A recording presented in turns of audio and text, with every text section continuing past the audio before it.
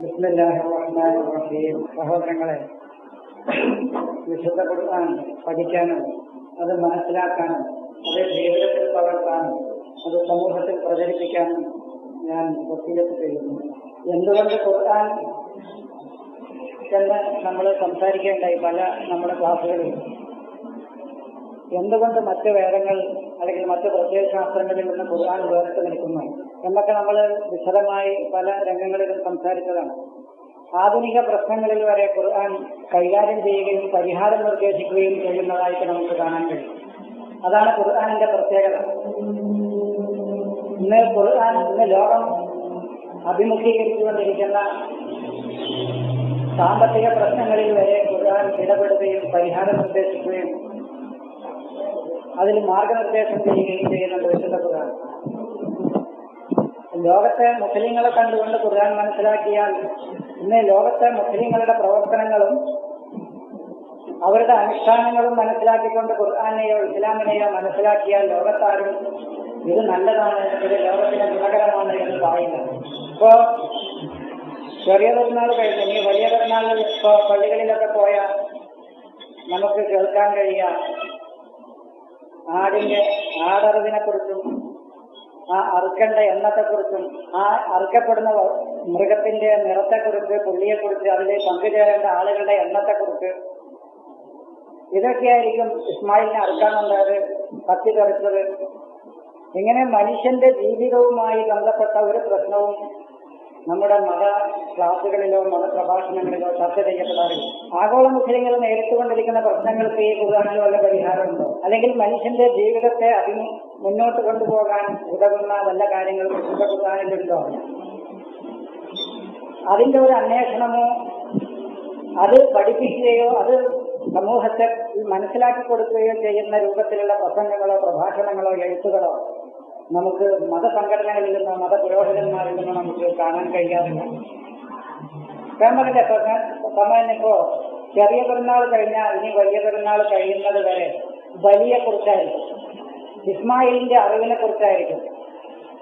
ഇത് ആണ് മഹാത്യാഗമായിട്ട് ലോകത്തിന്റെ മുമ്പിൽ പുരോഹിതന്മാർ അവതരിപ്പിക്കുന്നത്. ആഗോളാടിസ്ഥാനത്തിൽ മുസ്ലിങ്ങൾ തന്നെ, മനുഷ്യർ തന്നെ അറുകൊല ചെയ്യപ്പെടുമ്പോൾ ഈ അറുകൊല ചെയ്യപ്പെടുന്ന മനുഷ്യ സമൂഹത്തെ അതിൽ നിന്ന് രക്ഷിച്ചെടുക്കാൻ, സമാധാനപൂർണമായൊരു ജീവിതം അവർക്കുണ്ടാക്കി കൊടുക്കാൻ വല്ല മാർഗനിർദ്ദേശവും ഖുർആൻ മുന്നോട്ട് വെക്കുന്നുണ്ടോ എന്ന് അന്വേഷിക്കാതെ, അതിന് വല്ല പരിഹാരവും ഇതിലുണ്ടോ എന്ന് അന്വേഷിക്കുകയോ കണ്ടെത്തുകയോ അതിന് പരിഹാരം നിർദ്ദേശിക്കുകയോ ചെയ്യാതെ കഴിഞ്ഞുപോയ നൂറ്റാണ്ടുകളിലെ അല്ലെങ്കിൽ 6-ാം നൂറ്റാണ്ടിലെ അറബികളുടെ കഥകളും കെട്ടുകഥകളും ഐതിഹ്യങ്ങളും കുറച്ച് അനുഷ്ഠാനങ്ങളും സമൂഹത്തെ പഠിപ്പിച്ചുകൊണ്ട് ലക്ഷ്യബോധമില്ലാതെ ലക്ഷ്യത്തിൽ നിന്ന് തിരിച്ചു വെക്കുന്ന കാഴ്ചയാണ് ലോകത്താകമാനം ഇന്ന് നാം കണ്ടുകൊണ്ടിരിക്കുന്നത്. ഒരു സമൂഹത്തെ ലക്ഷ്യത്തിൽ നിന്ന് തന്നെ വഴിതെറ്റിക്കുക. ഞാൻ പറഞ്ഞ ഒരു സമൂഹത്തെ ലക്ഷ്യത്തിൽ നിന്ന് വഴിതെറ്റിക്കുക എന്ന് പറയുന്നത് ഒരു സമൂഹത്തെ കൊന്നൊടുക്കുന്നതിനേക്കാൾ ക്രൂരമാണെന്ന്. ഒരു സമൂഹത്തെ മുഴുവൻ കൊന്നൊടുക്കിയാൽ ആ ജനതയോടുകൂടി അത് കഴിഞ്ഞു. നേരെമറിച്ച് ഒരു ജനതയെ ആകമാനം വഴിതിരിച്ചു വിട്ടാൽ, അവരുടെ ദിശാബോധം തന്നെ തിരിച്ചുവിടുകയാണെങ്കിൽ അത് നൂറ്റാണ്ടുകളോളം ഒരു സമൂഹത്തെ കൊന്നൊടുക്കുന്നതിന് തുല്യമാണ് എന്ന് സൂചിപ്പിക്കുന്നത്. അതാണ് ഇന്ന് പുരോഹിതന്മാർ ലോകത്ത് ചെയ്തുകൊണ്ടിരിക്കുന്നത്. ഒരു സമൂഹത്തിന് ദിശാബോധം നൽകാതെ, ഒരു സമൂഹത്തിന്റെ ജീവിതത്തിന് മാർഗദർശനം നൽകാതെ, അതിനു വേണ്ട മാർഗനിർദ്ദേശങ്ങൾ അവർക്ക് പറഞ്ഞു മനസ്സിലാക്കി കൊടുത്ത് അവരുടെ ജീവിതം നല്ല നിലക്ക് മുന്നോട്ട് കൊണ്ടുപോകാൻ ഉതകുന്ന കാര്യങ്ങൾ പറഞ്ഞു മനസ്സിലാക്കാതെ അവരുടെ ദിശ തന്നെ തെറ്റിക്കുക. ഇത് അടിസ്ഥാനപരമായ പ്രശ്നങ്ങളാണ് മാറ്റം. ഒരു ഇലാഹിലും ഒരു വേദത്തിലും വിശ്വസിച്ചുകൊണ്ട് മാനവരാശിയെ ഒന്നിപ്പിക്കാനാണ് ഖുർആൻ പറയുന്നത്. പക്ഷേ ഹദീസുകൾ എന്ന് പറയുന്നത് ഭിന്നതകളുടെയും സംഘർഷങ്ങളുടെയും കലാപങ്ങളുടെയും കാര്യങ്ങൾ മാത്രമേ ഹദീസുകൾക്കും കർമ്മശാസ്ത്രങ്ങൾക്കും പറയാനുള്ളൂ. അത് ഞാൻ പറഞ്ഞല്ലോ. ഹദീസ് അല്ലെങ്കിൽ കർമ്മശാസ്ത്രം എന്ന് പറയുന്നത് തന്നെ ഭിന്നിപ്പിക്കാനുള്ള കാരണമാണ്. ഞാൻ എന്റെ കഴിഞ്ഞ ക്ലാസ്സിൽ നിങ്ങളോട് സൂചിപ്പിക്കേണ്ടായി. ഇപ്പൊ നിങ്ങൾ 10-40 ആളുകളുണ്ട്. നിങ്ങളിൽ ആരെ പിൻപറ്റിയാലും നിങ്ങൾ സന്മാർഗികളായി എന്ന് പറഞ്ഞാൽ അതിന്റെ അർത്ഥം 40 ഗ്രൂപ്പെങ്കിലും ഉണ്ടായി എന്നാണ് അതിനർത്ഥം. കാരണം ഞാൻ ഈ പറയുന്ന കാര്യങ്ങളിൽ ഇവിടെ 40 ആളുകൾക്ക് 40 രൂപത്തിലാണ് മനസ്സിലാക്കാൻ കഴിയും. അപ്പോ എന്റെ സഹാബികളെ ആരെ നിങ്ങൾ പിന്തുടർന്നാലും സന്മാർഗികളായി എന്ന് പറഞ്ഞാൽ അതിന്റെ അർത്ഥം മുസ്ലിങ്ങളുടെ ഭിന്നിപ്പ് അന്ന് തുടങ്ങി എന്നാണ് ഇത്. നേരെ മറിച്ച് ഒരു വേദം, ഒരു റബ്ബിനെയും ഒരു വേദത്തെയും അംഗീകരിച്ചുകൊണ്ട് മാനവരാശിയെ ഒന്നിപ്പിച്ചു നിർത്താനുള്ള മാർഗനിർദ്ദേശമാണ് ഖുർആനും അള്ളാഹുവും ലോകത്തിന് മുമ്പിൽ അവതരിപ്പിക്കുന്നത്. അങ്ങനെ മാനവരാശിയെ ഒന്നിപ്പിക്കാൻ കഴിയുള്ളൂ. അപ്പോൾ ഇന്നത്തെ മുസ്ലിങ്ങളുടെ അവസ്ഥ എന്ന് ഞാൻ സൂചിപ്പിക്കുന്നത് ആമുഖമായിട്ട് കുറച്ച് 5 മിനിറ്റ് കുറച്ച് ഈ കാര്യം പറഞ്ഞോളൂ. എന്റെ വിഷയം ഞാൻ പറയാം. ഉന്നതമായ പരിഷ്കൃതമായ അത്യുന്നതമായ ഒരു ഗ്രന്ഥം കയ്യിൽ കിട്ടിയിട്ട് എങ്ങനെ ഏറ്റവും കൂടുതൽ നാശമടയാം അല്ലെങ്കിൽ ഏറ്റവും കൂടുതൽ മോശമായി തീരാം എന്നുള്ളതിന്റെ ഏറ്റവും ഉദാഹരണമാണ് മുസ്ലിം സമൂഹം എന്നാണ് ഞാൻ സൂചിപ്പിക്കുന്നത്. ഉന്നതമായ ഒരു ഗ്രന്ഥം കയ്യിൽ കിട്ടിയിട്ട് സംസ്കരിക്കപ്പെട്ട പരിഷ്കൃതമായ ഏത് നൂറ്റാണ്ടിലും ഏത് മനുഷ്യന്റെ മുമ്പിലും അവതരിപ്പിക്കാൻ പറ്റിയ ഉന്നതമായ ഏറ്റവും ലേറ്റസ്റ്റായ ഏറ്റവും പുതുമയുള്ള ഒരു ഗ്രന്ഥം കയ്യിൽ കിട്ടിയിട്ട് ഒരു സമൂഹം ലോകാടിസ്ഥാനത്തിൽ എങ്ങനെ ഏറ്റവും കൂടുതൽ മോശമാകാം, ഏറ്റവും കൂടുതൽ കേടുവരാം, അക്രമികളാകാം എന്നതിന്റെ ഏറ്റവും ഉദാഹരണമാണ് ഇന്നത്തെ മുസ്ലിം ലോകം എന്നാണ് ഞാൻ സൂചിപ്പിക്കുന്നത്. മറ്റു വേദങ്ങളിലൊക്കെ പല മാനസികമായ മനുഷ്യന്റെ മനസ്സിനെ മതിക്കുന്ന കാര്യങ്ങൾ പറയാനുണ്ട്, ആത്മീയമായി ദൈവവുമായി അടുക്കേണ്ട കാര്യങ്ങൾ പറയാനുണ്ട്. പക്ഷെ മനുഷ്യന്റെ ജീവിതവുമായി ബന്ധപ്പെട്ട് പറയുന്ന കാര്യങ്ങൾ കൂടുതലും ഖുർആനിലാണ് കാണാൻ കഴിയുന്നത്. ഖുർആനിന്റെ വായന നടന്നുകൊണ്ടിരിക്കുകയാണ്. 10-14 നൂറ്റാണ്ടുകളോളം മൂടിവെക്കപ്പെട്ട ഒരു ഖുർആനിന്റെ വായന ലോകാടിസ്ഥാനത്തിൽ ഇന്ന് നടന്നുകൊണ്ടിരിക്കുകയാണ്. ഈ നടന്നുകൊണ്ടിരിക്കുന്ന ഈ വേളയിൽ ഈ പഠനത്തിന്റെയും അറിവിന്റെയും അപ്പോൾ മറ്റേതെങ്കിലും സംഘടനകൾ പോലെ ഒരാശയം പറഞ്ഞ് അതിൽ കുറച്ച് ആളെ കൂട്ടി അവിടെ തന്നെ നിൽക്കുന്ന ഒരവസ്ഥയല്ല നമുക്ക് പറയാനുള്ളത്. അതൊരു സംഘടനാ സെറ്റപ്പിന്റെ അവിടെ എത്തുന്നത് ഒരു ആശയ പ്രചരണത്തിന്റെയോ മനുഷ്യ നന്മക്കുതകുന്ന രൂപത്തിൽ ഈ ആശയത്തെ അവതരിപ്പിക്കുന്ന രൂപത്തിൽ അത് പര്യാപ്തമല്ല. ഒരു ഇവന്റ്സ് അവതരിപ്പിച്ചിട്ട് ആ ഇവന്റ്സിൽ തന്നെ കുറച്ച് കർമ്മങ്ങളെ പരിപാടികൾ അവതരിപ്പിച്ച് അതൊരു സംഘടനയായി രൂപപ്പെടുത്തി അതിന് കുറച്ച് ആളുകളുണ്ടാക്കി റസീറ്റ് ബുക്ക് അടിച്ച് പിരിവ് നടത്തി അതൊരു എസ്റ്റാബ്ലിഷ്ഡാക്കി നടത്തുന്ന ഒരു സംവിധാനത്തെ കുറിച്ചല്ല ഞാൻ പറയുന്നത്. ഖുർആനിന്റെ പഠനം, അതായത് 1400 വർഷമായി മൂടിവെക്കപ്പെട്ട ഒരു ആശയത്തിന്റെ തുറന്നുവിടുന്ന ഓരോന്ന് സംഗതികളാണിപ്പോ. അത് പരിപൂർണമായ ഒരു ശരിയിലേക്ക് എത്തും ലോകം. ഖുർആനിന്റെ മൂടിവെക്കപ്പെട്ട അർത്ഥം അതാണ്. പരിപൂർണമായ ഒരു ശരിയിലേക്ക് ലോകം എത്താതിരിക്കാൻ കഴിയില്ല. അത് അവന് തന്നെ ഗുണകരമായ രൂപത്തിലാക്കി തീർക്കുന്ന ഒരവസ്ഥയിലേക്ക് ലോകം എത്തിപ്പെടും എന്നുള്ള കാര്യത്തിൽ യാതൊരു സംശയമില്ല. അത് മുമ്പ് നിങ്ങൾ ഇങ്ങനെ പറഞ്ഞിട്ടില്ലേ, മുമ്പ് നിങ്ങൾ പറഞ്ഞിട്ടില്ലേ എന്നല്ല ഞാൻ പറഞ്ഞില്ല, ഞാൻ തന്നെ തിരുത്തിയിട്ടുണ്ട്. 2 നേരം നിസ്കാരം എന്ന് പറഞ്ഞ ആളെ ഞാൻ തന്നെ. അത് വിചാരിച്ചിട്ട് ഒരറിവിൽ ഇതിന്റെ അപ്പുറം ഒരറിവ് ഒരാൾ പറയുകയാണെങ്കിൽ അതെടുക്കേണ്ടത്. അപ്പം ഒരു വ്യക്തി പ്രവാചകനെ തന്നെ വ്യക്തിയുടെ അടിസ്ഥാനത്തിൽ എടുക്കരുത് എന്ന് പറയുന്ന ആളുകളാണ് നമ്മൾ. പ്രവാചകനെ തന്നെ നമ്മൾ പറയുന്ന പ്രവാചകൻ കൊണ്ടുവന്ന സന്ദേശം എടുക്കേണ്ടത്, അതായത് ഖുർആൻ എടുക്കേണ്ടത്. അപ്പൊ പ്രവാചകനെ വരെ തള്ളുന്നുണ്ട് വ്യക്തി എന്നുള്ള നിലക്ക്. ഒരു വ്യക്തി എന്നുള്ള നിലയ്ക്ക് അല്ലെങ്കിൽ മുഹമ്മദിൽ വിശ്വസിക്കാത്തതിന്റെ പേരിൽ ആ സമൂഹം മുഹമ്മദിനെ വിശ്വസിക്കുന്നില്ല എന്നുള്ളതല്ല ആ സമൂഹത്തിന്റെ പ്രശ്നം. ഞാൻ പറഞ്ഞ മനസ്സിലായോ? 40 വയസ്സ് വരെ മുഹമ്മദ് നബിക്ക് 40 വയസ്സിന് നുബുവത്ത് വിളിക്കുന്നത് ചരിത്രമൊക്കെ സമ്മതിച്ചു. ഈ 40 വയസ്സ് വരെ മുഹമ്മദിനെ ആരും അംഗീകരിക്കുന്നില്ല. മുഹമ്മദിനെ നിങ്ങളൊന്ന് അംഗീകരിക്കും എന്ന് പറയാനല്ല കിതാബ് അയച്ചത്. അറബികളെ അല്ലെങ്കിൽ മക്കാരെ നിങ്ങൾ എന്തായി മുഹമ്മദിൽ വിശ്വസിക്കാത്ത, മുഹമ്മദിനെ എന്താ നിങ്ങൾ അംഗീകരിക്കാത്ത, അതുകൊണ്ട് നിങ്ങൾ മുഹമ്മദിലൊന്ന് വിശ്വസിക്കും എന്ന് പറയാനല്ല കിതാബ് ഇറക്കിയത്. മറിച്ച് എന്തിനാണ് കിതാബ് ഇറക്കിയത്? ദൈവത്തിന്റെ സന്ദേശത്തിൽ നിങ്ങൾ വിശ്വസിക്കൂ എന്ന് പറയാനാണ് മുഹമ്മദ് നബിക്ക് കിതാബ് ഇറക്കിയത്. വേദം ദൈവം കൊടുത്തയച്ചത് എന്തിനാണ്? ഈ വേദത്തിൽ നിങ്ങൾ വിശ്വസിക്കൂ എന്ന് പറയാനാണ്. അതാ ഞാൻ പറയുന്നത്. അത് പ്രവാചകന് വരെ സന്ദേശത്തിൽ വിശ്വസിക്കുക എന്ന അർത്ഥത്തിൽ പ്രവാചകന്റെ സന്ദേശത്തിനാണ് നമ്മൾ മുഖ്യമായ സ്ഥാനം കൊടുക്കുന്നത്.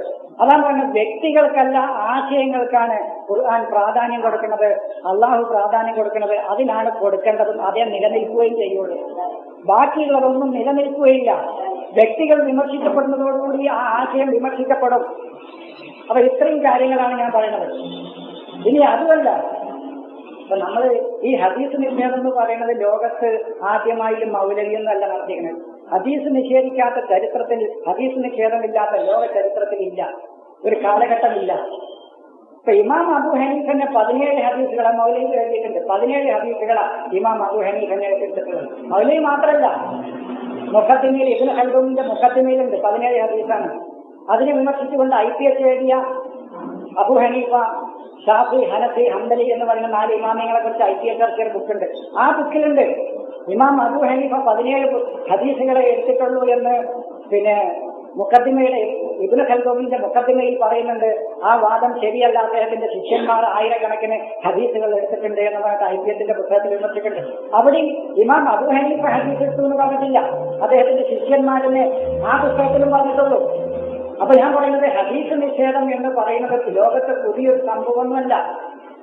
അപ്പോ നമ്മള് ഖുർആനെയോ ഖുർആനിന്റെ ചര്യയെയോ അല്ല നിഷേധിക്കുന്നത്. പൊതുവെ ഇവർ പറയുന്നത് ഖുർആനിൽ ഇവരെ നബിചര്യയെ നിഷേധിക്കുന്നവരാണെന്ന്. നബിചര്യയെ യഥാർത്ഥത്തിൽ നമ്മൾ നിഷേധിക്കുന്നില്ല. നമ്മള് ഖുർആനിന്റെ ചര്യയാണ് എടുക്കണമെന്ന് പറയുന്നത്. അതാണ് ഖുർആനിന്റെ ചര്യയാണ് എടുക്കേണ്ടത്. യഥാർത്ഥ നബിചര്യയെ നിഷേധിക്കുന്നവർ നമ്മളല്ല. നമ്മൾ നബിചര്യയെ യഥാർത്ഥ നബിചര്യയെ നിഷേധിക്കുന്നില്ല. ഞാനിപ്പോ എന്റെ വാപ്പ അദ്ദേഹം മരിച്ചുപോയി. അദ്ദേഹത്തെ കുറിച്ച് എനിക്ക് വ്യക്തമായ ധാരണ ഉണ്ട്. അദ്ദേഹത്തിന്റെ പേഴ്സണാലിറ്റി, അദ്ദേഹത്തിന്റെ വ്യക്തിത്വം, അദ്ദേഹത്തിന്റെ ഗുണങ്ങൾ, ഇതൊക്കെ എനിക്ക് നല്ല ധാരണ ഉണ്ട്. അദ്ദേഹത്തെ മരിച്ചുപോയി.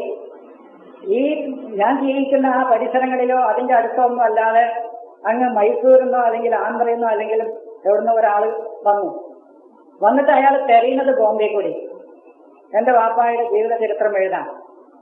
എന്നിട്ട് പറയണം അദ്ദേഹം ഒരു 10-13 പെണ്ണ് കിട്ടി, അതിലൊരു 5-6 മലച്ചികളുണ്ടായിരുന്നു. അദ്ദേഹം തലക്ക് സുഖമില്ലാതെ നടന്നിരുന്നു അങ്ങാടി കൂടി. അദ്ദേഹത്തിന്റെ വിയർപ്പൊക്കെ പഠിച്ചിട്ട് എല്ലാവർക്കും സുഗന്ധ ദ്രവ്യം പൂശാൻ കൊടുത്തിരുന്നു. അദ്ദേഹത്തിന്റെ മൂത്രം കുപ്പിയിലാക്കിയിട്ട് എല്ലാവർക്കും സുഗന്ധമായിട്ട് കൊടുത്തിരുന്നു. ഇങ്ങനെ തന്റെ പിതാവിന്റെ ഗുണഗണങ്ങൾക്കോ അദ്ദേഹത്തിന്റെ വ്യക്തിത്വത്തിനോ യോജിക്കാത്ത തെരയുന്നത് അതെ ബോംബെ കൂടിയും മദ്രാസിൽ കൂടിയും അതുപോലുള്ള സ്ഥലത്ത് കൂടിയാണ് തെരയുന്നത്. വന്ന് ഇത് അന്വേഷിക്കാൻ വന്ന ആളോ അങ്ങ് കർണാടകയിൽ നിന്ന് മൈസൂരിൽ നിന്ന്.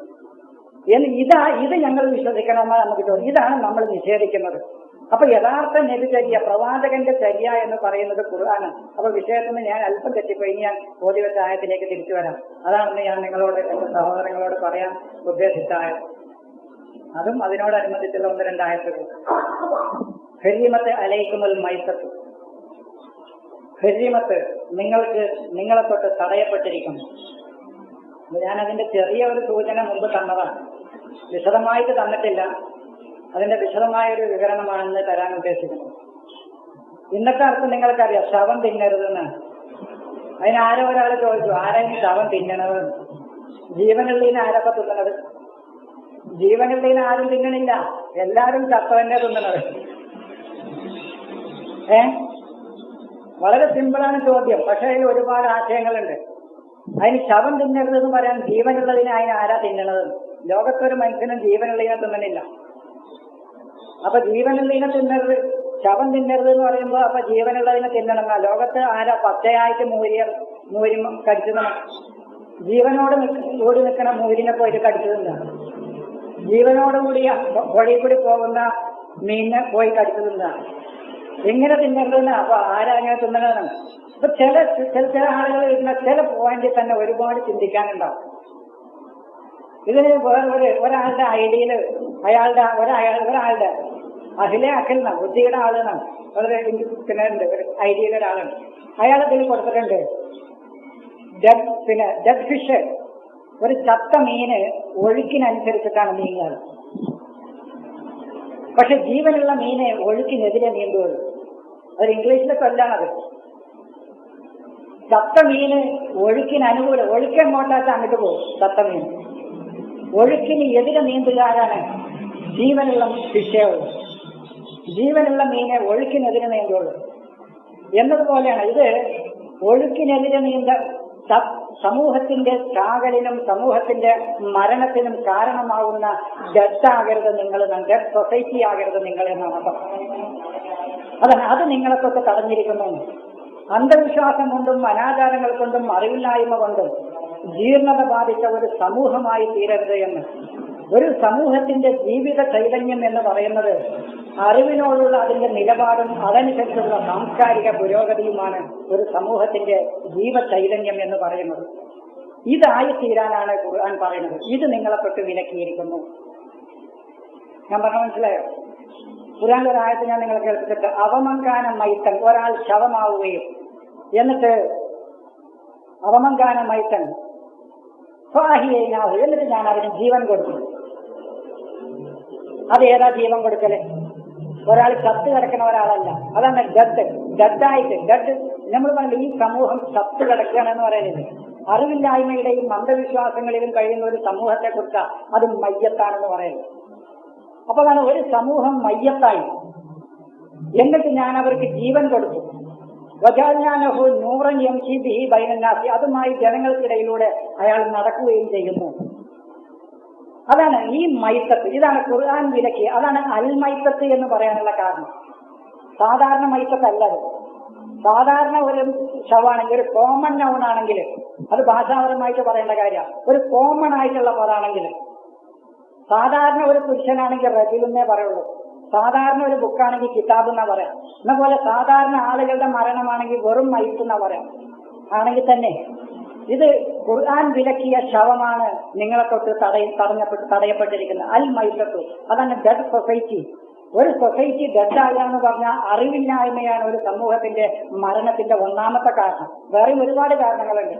അങ്ങനത്തെ ഒരു ഡെഡ് സൊസൈറ്റിയായി നിങ്ങളുടെ മാറരുത്, അല്ലെങ്കിൽ നിങ്ങൾ മാറരുത്, നിങ്ങളുടെ ജീവശവമാകരുത്. ഒരു സമൂഹത്തിന്റെ ജീവചൈതന്യം എന്ന് പറയുന്നത് ആ സമൂഹത്തിന്റെ അറിവും ആ സമൂഹത്തിന്റെ അന്ധവിശ്വാസങ്ങളിൽ നിന്നുള്ള അവരുടെ മുക്തമാകലും അനാചാരങ്ങളിൽ നിന്നുള്ള അവരുടെ മുക്തമാകലും ദൈവികമായ ആശയത്തിലേക്കുള്ള അവരുടെ തിരിച്ചുവരവുമാണ് ഒരു സമൂഹത്തിന് ജീവൻ കൊടുക്കുന്നത്. ഇന്നലെ വരെ ഞാൻ പറഞ്ഞത് ഒരു പുതിയ അറിവുണ്ട് എനിക്ക്. അതാണ് ഇപ്പൊ എംസി ബിഹി ബൈനന്നാസ്. എംസി എന്ന് പറഞ്ഞ സാധാരണ നടക്കുക എന്നാണ്. മച്ചാന്നാണ് അയാളുടെ ബിഹേവിയറാണ്, അയാളുടെ പെരുമാറ്റാണ്. ഇയാൾ വെറുതെ ഈ ആയത്തും കൈ പിടിച്ചിട്ട് ഇങ്ങനെ നടക്കില്ല. അയാൾ ഈ ആയത്തുമായി സമൂഹത്തോട് ബിഹേവ് ചെയ്യുക, പെരുമാറുക, അയാളുടെ പെരുമാറ്റം. അപ്പൊ നോക്കൂ നിങ്ങള്, അപ്പൊ ഒരു പദത്തിന് ഏറ്റവും നല്ല ഒന്നിന് അതേ അവിടെ ശരിയാവുള്ളൂ. ഇപ്പൊ ഞാൻ ഈ കിതാബും എടുത്തിട്ട് ജനങ്ങൾക്കിടയിലൂടെ ഇങ്ങനെ നടന്നിട്ടുണ്ടാ കാര്യം? ഒരാൾക്ക് ഞാൻ ഒരു വെളിച്ചം കൊടുത്തു, എന്നിട്ട് ആ വെളിച്ചം കൊണ്ട് അയാൾ MCB ആ വെളിച്ചം കൊണ്ട് ഞാൻ അങ്ങാടി കൂടി വെറുതെ നടന്നിട്ട് കാര്യമില്ല. ആ വെളിച്ചവുമായി ജനങ്ങളോട്, ആ വെളിച്ചം കൊണ്ടാണ് ജനങ്ങളോട് അവൻ പെരുമാറുന്നത്. അവന്റെ സഹവാസവും അവന്റെ പെരുമാറ്റവും അവന്റെ ഇടപെടലും, അതാണ് MC. അതാണ് ബിഹേവ് ചെയ്യുക. അത് എങ്ങനെയാണോ അവൻ അതുമായിട്ടാണ് ജനങ്ങളോട് അവൻ പെരുമാറേണ്ടത്. ഇതിന് അനുയോജ്യമായ യുക്തിയും ബുദ്ധിയും അറിവും ഇതിന് ഒന്നും കൂടി ഏറ്റവും നല്ല ഒരു അർത്ഥം കൂടി കിട്ടുമ്പോൾ അത് പറയാം. ഇനി ഇതിനേക്കാൾ നല്ലൊരു അറിവാണ് നിങ്ങളോടൊരാൾ പറയണമെങ്കിൽ അതാണ് എടുക്കേണ്ടത്. പക്ഷെ അത് സമൂഹത്തിന് ഗുണകരമായിരിക്കണം, സമൂഹത്തിന്റെ നന്മക്കായിരിക്കണം. അതാണ് എനിക്ക് പറയാനുള്ളത്. ഏത് പ്രത്യയശാസ്ത്രമാണെങ്കിലും സമൂഹത്തിന്റെ മനുഷ്യന്റെ ഗുണത്തിനാണോ, മനുഷ്യന്റെ നിലനിൽപ്പിനാണോ, അവന്റെ ജീവിതത്തിന്റെ സുഗമമായ മുന്നോട്ടുള്ള ഗമനത്തിന് അനുയോജ്യമാണോ എങ്കിൽ അതാണ് എടുക്കേണ്ടത്. ഇപ്പൊ നിങ്ങൾക്ക് ഏതാ നല്ലത് നോക്കാം. മതക്ക് നടക്കുക എന്നർത്ഥമുണ്ട്. പക്ഷേ ഈ വചനം കൊണ്ട്, ഈ 100 കൊണ്ട്, അള്ളാഹു കൊടുത്ത ഈ 100 കൊണ്ട് അവൻ നടക്കുക എന്ന് പറഞ്ഞാൽ അതുമായി അവൻ സമൂഹത്തോട്, അവന്റെ സഹജീവികളോട്, മറ്റു മനുഷ്യരോട് അവന്റെ പെരുമാറ്റം. അതാണ് പറഞ്ഞത്. അതാണ് ലുഖ്മാൻ അലൈഹിസ്സലാം മകനോട് പറഞ്ഞത്, ലാ തംശി ഫിൽ അർളി മർഹ, അഹങ്കാരത്തോടുകൂടി നടക്കരുത് എന്നല്ല, ഏതൊരു സമൂഹത്തോടും നീ അഹങ്കാരത്തോടുകൂടി പെരുമാറരുത് എന്നാണത്. നോക്കൂ, അപ്പൊ അതൊന്നുകൂടി അതിന്റെ ആശയം തുറന്നു കിട്ടുകയാണ്. ആ ആശയത്തിന്റെ തുറക്കലാണ് യഥാർത്ഥത്തിൽ. ഇനി ഞാൻ മസാന്ന് പറഞ്ഞാൽ നടന്നു എന്നാ പറഞ്ഞ അവിടെ തന്നെ ഇനി അതാരാ മാറ്റി പറയാൻ? ഇത് എന്നെ വിമർശിക്കാൻ പാടില്ല എന്ന് ഞാൻ മതക്ക് നടക്കുകയാണ് ഇന്നലെ വരെ പറഞ്ഞത്. അത് വിമർശിക്കാനാരാ? ഞാൻ വിമർശനത്തിന് വിധേയനാകാൻ പാടില്ല. അവന്റെ ഒരു സ്വേച്ഛാധിപത്യ, മൗലവി വിമർശിക്കപ്പെടാൻ പാടില്ല എന്ന് ചിലവർക്കൊരു വാശ. മറ്റുള്ളവരൊക്കെ വിമർശിക്കപ്പെടുമ്പോൾ മൗലവിയും വിമർശിക്കപ്പെടും. അത് നമ്മൾ സഹിഷ്ണുതയോടെ മനസ്സിലാക്കാനും അതിനെ ശരി ഉൾക്കൊള്ളാനും ശ്രമിക്കണം.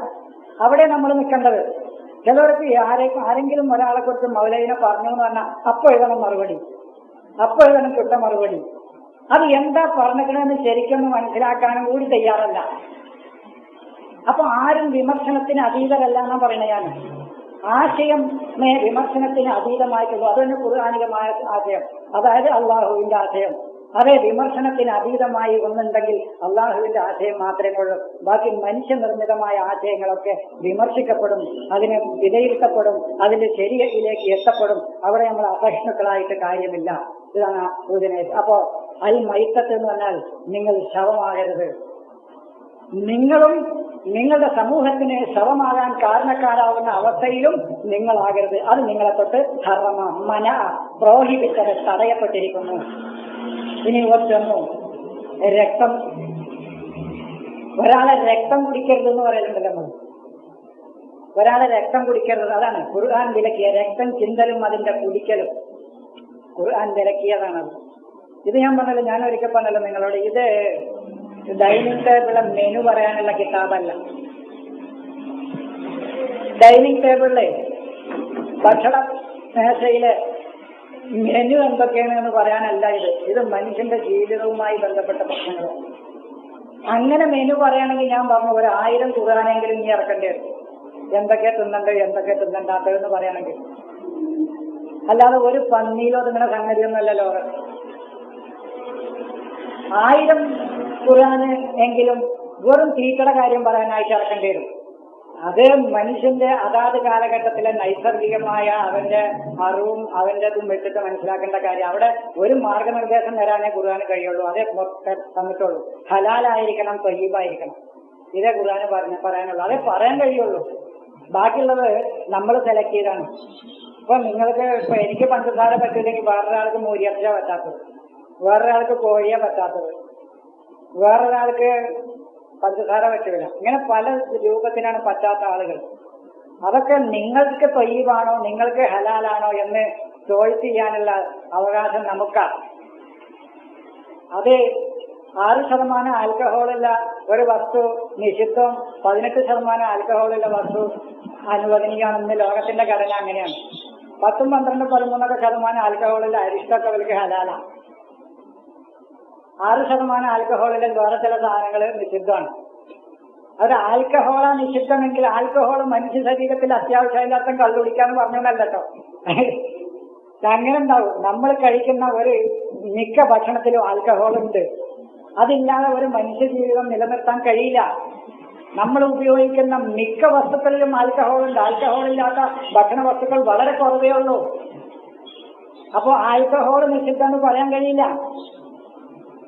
ഇപ്പൊ നിങ്ങൾ 2 കുപ്പി അരിഷ്ടം കുടിച്ചു നോക്കാൻ എണീക്കൂല. പിന്നെ നിങ്ങളെ ഒറ്റ കുപ്പി അരിഷ്ടം കുടിച്ചാൽ മതി, ആസവാരിഷ്ടങ്ങളൊക്കെ. പിന്നെ അവിടുന്ന് ആകെ കിക്കായിട്ട് അവിടെ കിടക്കും. ആണെങ്കിൽ ഒരടി മുന്നോട്ട് പോകില്ല. അപ്പൊ ഏതൊരു വസ്തുവാണോ അത് നമ്മുടെ ബുദ്ധിക്കോ നമ്മുടെ ശരീരത്തിനോ ഹാനികരമെന്ന് തോന്നുന്നത് നമ്മൾ തീരുമാനിച്ച്, അത് സമൂഹം അതാത് കാലഘട്ടത്തിൽ തീരുമാനിച്ച് പറയേണ്ടതാണ്. ഇതൊന്നും ഖുർആൻ പറയേണ്ടതല്ല. ഇതൊക്കെ വളരെ ചെറിയ മനുഷ്യന്മാരോട് പറയേണ്ടതാണ്. നമുക്ക് മലമൂത്ര വിസർജനത്തിന് തോന്നിയാൽ അതിന് പോകുക, അത് പറയേണ്ട കാര്യമല്ല. വിശന്ന ഭക്ഷണം കഴിക്കുക, അതൊന്നും പറയേണ്ട സംഗതിയല്ല. വിശക്കുമ്പോ ഭക്ഷണം കഴിക്കുക, അത് മനുഷ്യൻ നൈസർഗികമായ കാര്യങ്ങളാണ്. അത് ഇന്ന സമയത്തെ മലമൂത്ര വിസർജനം ചെയ്യാൻ പാടുള്ളൂ എന്നതിൽ പറയാൻ പറ്റുമോ? എന്താ ഈ മനുഷ്യൻ വളരെ ചെറിയ ആളുകളായി, വളരെ ചെറിയ ബുദ്ധിയാണ് ഈ ലോകത്തിന്. എന്താണത്? വളരെ ചെറിയ ബുദ്ധി. ഇന്ന് ഒരു ഹദീസ് വായിക്കാം. 10 കാര്യങ്ങളായിരുന്നു പ്രവാചകന്മാരുടെ സുന്നത്ത്. അത് വായിച്ചിട്ട് കുറെ ചെറിയ അത് വേണ്ട, ഹദീസ് വേണ്ട.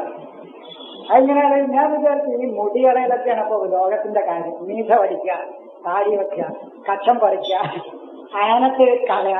ആനത്തിന്റെ മലയാളം കുഞ്ഞുങ്ങളോട് പറഞ്ഞിട്ട് ഇതൊക്കെ ലോകത്തിന്റെ ഒരു മൗലികമായ പ്രശ്നങ്ങളാണോ ലോകത്തിന്റെ? ഇതൊക്കെ ഇങ്ങനത്തെ ഈ വിഷയങ്ങളിലാണ് ലോകത്തിന് ഇവർ കെട്ടിയിട്ടത്.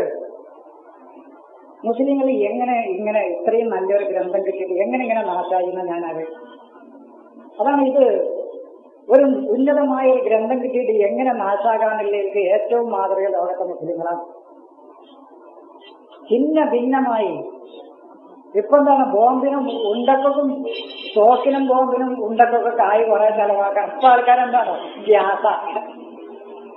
കുറച്ച് പൈസ ചെലവാക്കിയാൽ മതി, കൂടുതൽ ആളുകൾ ചത്തോളും. എന്താ പിന്നെ ഈ സമൂഹത്തിന്റെ പോക്കാലോചിച്ചൊക്കെ.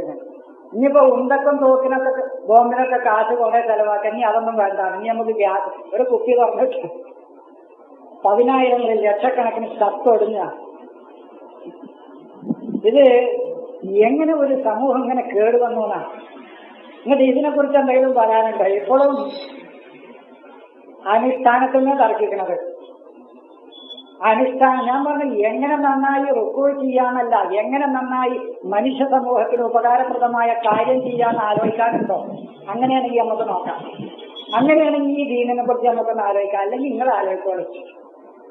ആ ദീനിനെ കുറിച്ച് ആലോചിക്കാൻ എനിക്ക് സമയമല്ല. എങ്ങനെ നന്നായി എത്ര ഡിഗ്രിയിൽ കുമ്പിടാന്ന് ആലോചിക്കുന്ന ആളുകൾ അങ്ങനെ ആലോചിച്ചോളൂ. കൂട്ടായിട്ട് എത്ര ഡിഗ്രിയിൽ സമാന്തരമായി ഇങ്ങനെ ഒരു വടി വെച്ചാൽ തലി മുതും ഒരുമിച്ച് വരുന്ന രൂപത്തിൽ എങ്ങനെ നന്നായി കുമ്പിടാ എന്ന് കൂട്ടായി കുമ്പിടാം എന്ന് ആലോചിക്കുന്ന ആളുകൾ കൂട്ടായി കുമ്പിടുന്നതിനെ കുറിച്ച് ആലോചിക്കുക. അതിനേതായാലും നമുക്ക് കൊഴിവില്ല. നേരെ മറിച്ച് കൂട്ടായിട്ട് മനുഷ്യ സമൂഹത്തിന് ഉപകാരപ്രദമായ കൂട്ടായിട്ട് ചെയ്യേണ്ട നന്മകൾ വല്ലതുകൊണ്ട് ആലോചിക്കാറുണ്ടോ? അതിനെക്കുറിച്ച് വല്ലതും ഈ കിതാബിൽ പറയാനുണ്ടോ? എന്നാ വേണ്ടി നമുക്ക് ആലോചിച്ച് നോക്കാം. അങ്ങനെ ഉണ്ടെങ്കിൽ നമുക്ക് ആലോചിച്ച് നോക്കാം. അതാ മൗലവി പറഞ്ഞത്. അമലുസാലിഹാത്ത് ഉണ്ടെങ്കിൽ അമലുസാലിഹാത്ത് വെളിപ്പാടുന്ന് പിന്നെ നമ്മൾ വളരെ പിന്നോട്ട് പോയി. അമലുസാലിഹാത്ത് എന്ന് മൗലവി ഒറ്റ വാക്കിൽ പറഞ്ഞത് അതാണ്. സൽക്കർമ്മങ്ങൾ കൂട്ടമായി മനുഷ്യോപകാരപ്രദമായ കാര്യങ്ങൾ കൂട്ടമായി ചെയ്യേണ്ടതിനെ കുറിച്ച് ആലോചിക്കാനാണോ ഈ കിതാബിൽ വല്ല പദ്ധതികളും പറയുന്നുണ്ടെങ്കിൽ വരും. അതല്ല, കൂട്ടായിട്ട് കുമ്പിടേണ്ട കാര്യമാണെങ്കിൽ, കൂട്ടായിട്ട് വിരല് ചൂണ്ടേണ്ട കാര്യമാണെങ്കിൽ, കൂട്ടായിട്ട് വിരലിളക്കേണ്ട കാര്യമാണെങ്കിൽ അതിനെക്കുറിച്ച് നിങ്ങൾ 10,000-കണക്കിന് പള്ളികളിൽ ഉസ്താദന്മാർ ഒരു പണിയില്ലാതെ ഇരിക്കുന്നുണ്ടാവും. ഓല വിളിച്ചോളം ചർച്ച ചെയ്യാൻ നമുക്ക് ഒഴിവില്ല. അതിന് തൽക്കാലം എനിക്ക് ഒഴിവില്ല.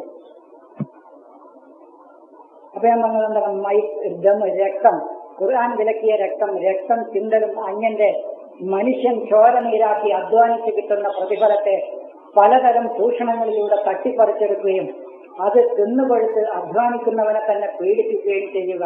ഇതാണ് രക്തം കുടി. ഇതാണ് ഈ രക്തം ചിന്തലും രക്തം കുടിക്കലും നിങ്ങൾക്ക് നിഷിദ്ധമാക്കിയിരിക്കുന്നു. ഖുർആൻ വിലക്കിയതാണ്. അതും അദ്ധമാണ്, സാധാരണ ദമല്ല. ഇതും സാധാരണ ദമല്ല. ഖുർആനിലൂടെ വിലക്കിയ രക്തം ചിന്തലും രക്തം കുടിയുമാണത്.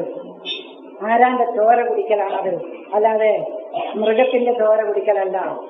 അതിനെക്കുറിച്ചല്ല ഈ പറയുന്നത്. അതിന് സാധാരണ വെറും ദമ്മ് എന്നാണ് പറയാം.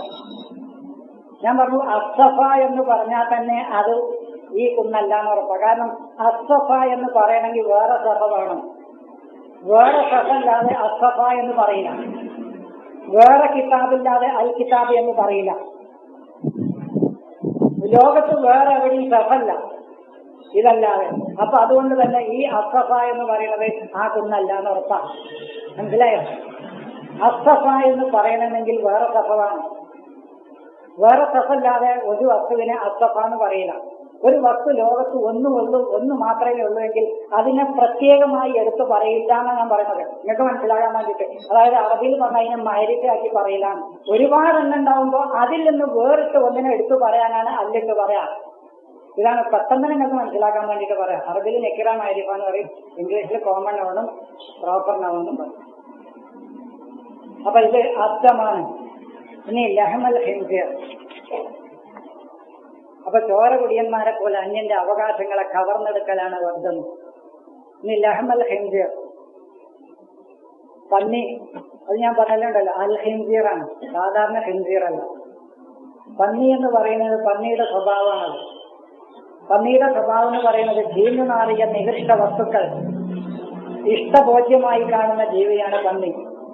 അതുപോലെ മലിനമായ മാർഗങ്ങളിലൂടെ അവിഹിതമായി ലഭിക്കുന്ന സമ്പത്തും മേൽപ്പറഞ്ഞ പന്നിയുടെ ഭക്ഷണം പോലെ ചീഞ്ഞു നാറിയതാണ്. സമൂഹത്തിൽ പലരും അത്തരം സമ്പത്ത് കൊണ്ടാണ് പന്നികളെ പോലെ തടിച്ചു കൊഴുത്ത് മറ്റുള്ളവർക്ക് ഉപദ്രവകരമായ രീതിയിൽ ജീവിക്കുന്നത്.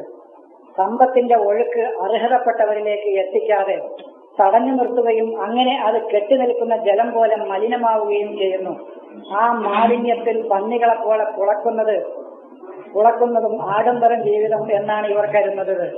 സമ്പത്തിന്റെ താൽക്കാലിക സൂക്ഷിപ്പുകാർ മാത്രമാണ് താൻ എന്ന കാര്യം ഇക്കൂട്ടർ മറന്നുകൊണ്ട് ജീവിക്കുന്നു. ഇതും ഖുർആൻ വിലക്കിയതാണ്. ഇതാണ് ലഹമൽ ഹിൻസീരി. അതിന് സപ്പോർട്ടായിട്ട് നിൽക്കുക. ഹിൻസീർ, അൽ ഹിൻസീറിന്റെ സ്വഭാവത്തിന് ലഹമ്, അതിന്റെ സപ്പോർട്ടായിട്ട് അതിന് ബലം കൊടുക്കുക. അതാണ് ലഹം. ലഹാം എന്ന് പറഞ്ഞാൽ ഞാൻ പറഞ്ഞല്ലോ, വെൽഡർ എന്നാണ് അതിന്റെ അർത്ഥം. വെൽഡി, അതിന് ബലം കൊടുക്കുക, അതിന് സപ്പോർട്ടായിട്ട് നിൽക്കുക. അതിന് പിന്തുണയായിട്ട് അതിന് ബലം കൊടുക്കുന്ന വ്യക്തിയായിട്ട് ഇവന്റെ പെരുമാറ്റമോ ഇവന്റെ സ്വഭാവമോ ഇവന്റെ രീതികളോ ആയി തീരുക. ഏതിന്? അൽ ഹിൻസീറിന്. അൽ ഹിൻസീർ എന്ന് പറഞ്ഞാൽ ഖുർആൻ പറഞ്ഞു, ഒരിക്കൽ ഞാൻ പറഞ്ഞില്ല നിങ്ങളോട്, അബദ താവൂത്ത വജഅല മിൻഹുമുൽ ഖനാസീറ വൽ ഖുറൂദ, അവരിൽ നിന്ന് അവരെ പന്നികളെയും കുരങ്ങന്മാരെയും ഉണ്ടാക്കി തീർത്തു. വജഅല അവൻ ഉണ്ടാക്കി തീർത്തു അവരിൽ നിന്ന് ഈ വേദത്തെ തള്ളിക്കളഞ്ഞപ്പോൾ. ആരെ? അൽ ഖനാസീറ, പന്നികൾ ഉണ്ടാക്കി തീർത്തു എന്ന് പറഞ്ഞാൽ കുറെ പന്നികൾ പോയി എന്നല്ല, സ്വഭാവം കൊണ്ടാണത്. ഖുർആൻ സ്വഭാവമാണ് ചർച്ച ചെയ്യുന്നത്. അത് കഴുതേനെന്ന് പറഞ്ഞ രൂപം കൊണ്ടല്ല. ഒരാൾക്ക് കഴുതാന്ന് പറഞ്ഞ കുട്ടിക്ക് മനസ്സിലാവില്ല എന്ന് വെച്ചാൽ കുട്ടിക്ക് മനസ്സിലാവും, പക്ഷെ ഖുർആനിന്റെ ഭാഷ വേറെയാണ്. കുട്ടിനോട് പറഞ്ഞാൽ കയറൊന്നും എടുക്കാന്ന് പറഞ്ഞാൽ കുട്ടി കയറ് കൊണ്ടുവരും, പക്ഷെ ഖുർആനിലെ കയറ് വേറെയാണ്. കുട്ടിക്ക് മനസ്സിലാവും. കുട്ടിനോട് പറയാണ് ഇത് ആ പന്നിനെ നാട്ടിക്കാൻ പറഞ്ഞ ഓൻ പന്നിനെ പോയി ആറ്റ, പക്ഷെ ഖുർആനിൽ പറയുന്ന പന്നി മനുഷ്യനാണ്. മനസ്സിലായോ? കുട്ടിനോട് പറയാം നീ ആ കൃഷിയിൽക്കൊന്ന് പോയി നോക്കുന്ന പറഞ്ഞാല് അവൻ പാടത്തേക്ക് ഇറങ്ങും, പക്ഷെ ഖുർആനിൽ പറയുന്ന കൃഷി വേറെയാണ്. നിസാവുക്കും ഹെർസുല്ലക്കും തന്നെ അവിടേക്ക് നമ്മളൊരു കലപ്പെടുത്തിട്ട് ഇറങ്ങിയിട്ടല്ല. ഖുർആനിന്റെ സാഹിത്യ ശൈലിയാണ്. അപ്പൊ കുട്ടികൾക്ക് മനസ്സിലാവില്ല എന്നാ ചിലവർക്ക് സംശയം. കുട്ടികൾക്കൊക്കെ മനസ്സിലാകും, കുട്ടികൾക്ക് മനസ്സിലാകാത്ത കാര്യങ്ങൾ പെണ്ണുങ്ങൾക്ക് മനസ്സിലാകുന്നില്ലല്ലോ. ഇപ്പൊ ഞാൻ എത്ര ആയത്തോട് നിങ്ങൾ എന്താ സുജൂദ് ചെയ്യാറുള്ളത്? നിങ്ങൾക്ക് മനസ്സിലാകാനില്ല. ഖുർആനിൽ പറയുന്നു ദൈവത്തിന്റെ വചനങ്ങൾ കേട്ടാൽ വിശ്വാസികൾ സുജൂദ് ചെയ്യുന്നു. ഞാൻ ഇപ്പൊ എത്ര ആയത്തോട് നിങ്ങൾ എന്തെങ്കിലും അറബി കുട്ടികളെ വിവരം പോലും നിങ്ങൾക്കില്ല എന്നാ തോന്നുന്നത്.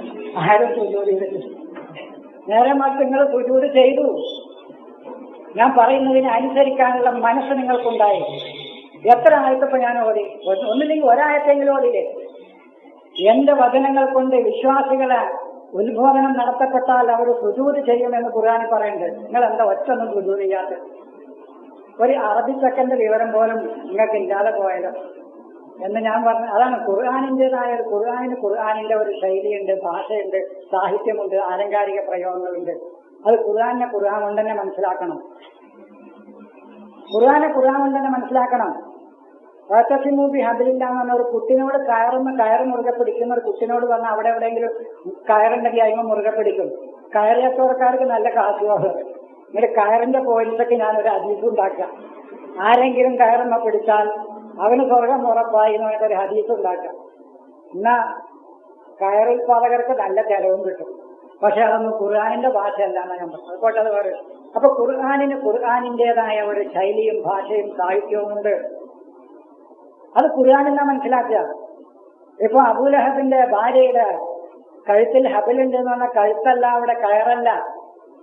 അതൊക്കെ ഞാൻ പല സന്ദർഭങ്ങളിൽ വിശദീകരിച്ച കാര്യമാണ്. അത് കെൽബായാലും സ്വഭാവം കൊണ്ടാണ്, ഹിമാറാണെങ്കിലും സ്വഭാവം കൊണ്ടാണ്. എല്ലാം ഇത് സ്വഭാവമാണ്, ആശയമാണ്. ഇത് രൂപം കൊണ്ടല്ല. നിങ്ങൾ ഖുർആൻ ശരിക്കും പഠിക്കണം, അല്ലാതെ അത് മനസ്സിലാവില്ല. അല്ലാതെ വെറുതെ അവിടുന്ന് ഇവിടുന്ന് എന്തെങ്കിലും കേട്ടിട്ട് നിങ്ങൾ കാര്യമില്ല. ഇത് ശരിക്കും ഖുർആൻ ഒരു തലക്കന്ന് ശരിക്കാൻ പഠിച്ചതിന് അത് മനസ്സിലാവുള്ളൂ. അപ്പൊ ഖുർആനിൽ നിങ്ങൾ കല്ലായിക്കോളി എന്ന് പറഞ്ഞാൽ കല്ലാകാനല്ല. ഖുർആനിലൊരായത്തിന്റെ കൂനു ഹിജാറത്ത്, നിങ്ങൾ കല്ലായിക്കോളി. അതിന് കല്ലാകാനാ? ഒക്കെ ഈ പുറത്തു കിടക്കണ കല്ലായി മാറാനല്ല. അത് സ്വഭാവം കൊണ്ട് അത്രയും ക്രൂരമായ മനസ്സാണത്. കൂനു ഹിജാറത്തിന്റെ ഹദീദ് അല്ലെങ്കിൽ ഇരുമ്പായിക്കോളി എന്ന് പറയുന്നുണ്ട്. അള്ളാഹു മീസാൻ ഇറക്കി എന്ന് പറയുന്നുണ്ട്. അത് തുലാസ. മുഹമ്മദ് നബിയുടെ കൂടെ ഒരു മീസാൻ അള്ളാഹു ഇറക്കി കൊടുത്തിട്ടുണ്ടെന്ന് ഖുർആൻ പറയുന്നുണ്ട്. വൻകല മാഹുൽ കിതാബ് വൽ മീസാൻ. മീസാൻ എന്ന് പറഞ്ഞാൽ ഒറ്റ വാക്കർത്ഥം തുലാസിനെ മനസ്സിലാക്കാൻ പറ്റുള്ളൂ.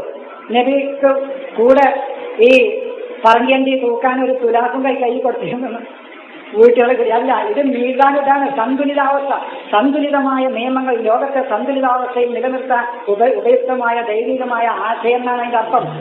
ഇപ്പൊ മീസാൻ നിങ്ങൾ ലോകത്തുള്ള ഏത് ഡിക്ഷണറി നോക്കിയാലും മീസാന് തുലാസിനെ കാണുള്ളൂ. ലോകത്ത് ഏത് ഡിക്ഷണറി എടുത്താലും നമുക്ക് തുലാസിനെ മീസാന് കാണുള്ളൂ, സന്തുലിതാവസ്ഥ എന്ന് കാണൂല. അത് വിചാരിച്ചിട്ട് ഹബിലിന് ലോകത്തുള്ള ഏത് ഡിക്ഷണറി എടുത്താലും നമുക്ക് കയറിനെ കാണുള്ളൂ, ഖുർആനിന് കാണൂല. ഖുർആനിന് കാണും. ഇപ്പൊ ഞാൻ പറയാം, ഈ ഒരു പേനെടുത്തിട്ടില്ല, അല്ലെങ്കിൽ ഒരു ആശാരി പറയാം ഒരു ഉളി ചൂണ്ടിയിട്ട് ഇതിന്റെ ചോറാണെന്ന് പറഞ്ഞാൽ ഉളി സമം ചോറെന്ന് ലോകത്ത് ഒരു ഡിക്ഷണറിയിൽ നോക്കിയാലും ഉളി ചോറാണെന്ന് കാണില്ല. കാണുക. അപ്പൊ ഒരു പ്രയോഗങ്ങളുടെ ഭാഷയിൽ ഒരു ആശാരി പറ, എടാ ഇതിന്റെ ചോറാണ്, ഒരു ഉള്ളി ഇങ്ങനെ കാട്ടിയിട്ട് പറഞ്ഞു ഇതിന്റെ ചോറാണെന്ന് പറഞ്ഞാൽ ഉള്ളി സമം ചോറെന്ന് ലോകത്തിൽ ഒരു ഡിക്ഷണറി പറഞ്ഞാലും കാണില്ല. അപ്പൊ ഡിക്ഷണറി നോക്കിയിട്ട് ഇതിന് അർത്ഥം പറയാൻ പറ്റില്ല. ഇത് ഖുർആനിൻ്റെതായ ശൈലിയുണ്ട്. അത് ഖുർആന്റെ മറ്റു സ്ഥലങ്ങളിൽ ഇത് പ്രായോഗികമാകുമോ നോക്കുക. എല്ലാ ആയത്തിലും ഈ അർത്ഥം വെച്ച് നോക്കുക, ഇത് ശരിയാവുന്നുണ്ടോ. ഇതാണ് ഖുർആൻ മനസ്സിലാക്കാനുള്ള വഴിയുള്ളൂ. അതാ ഞാൻ പറയുന്നത്. ഖുർആൻ അങ്ങനെ ശരിയാവുമ്പോൾ മാത്രമേ ഇത് സമയം കുറെ. ഇനി നോക്കുക അടുത്തത് ഒമാ ഉഹില്ലലി വൈലില്ലാഹിലി. അപ്പൊ അൽ ഹിൻസീറിനെ തോന്നും. അൽ ഹിൻസീർ എന്ന് പറഞ്ഞ ഖുർആൻ സൂറത്തു അഹ്റാഫിൽ ശപിച്ചതാണ് ഒരു സമൂഹത്തെ. അവർ പന്നികളായും അവർ കുരങ്ങന്മാരായും എന്ന് പറഞ്ഞ രൂപം കൊണ്ടല്ല. കൂനു കിറുതത്തിൽ ഹാസി എന്ന് പറഞ്ഞാൽ തന്നെ കുരങ്ങല്ല.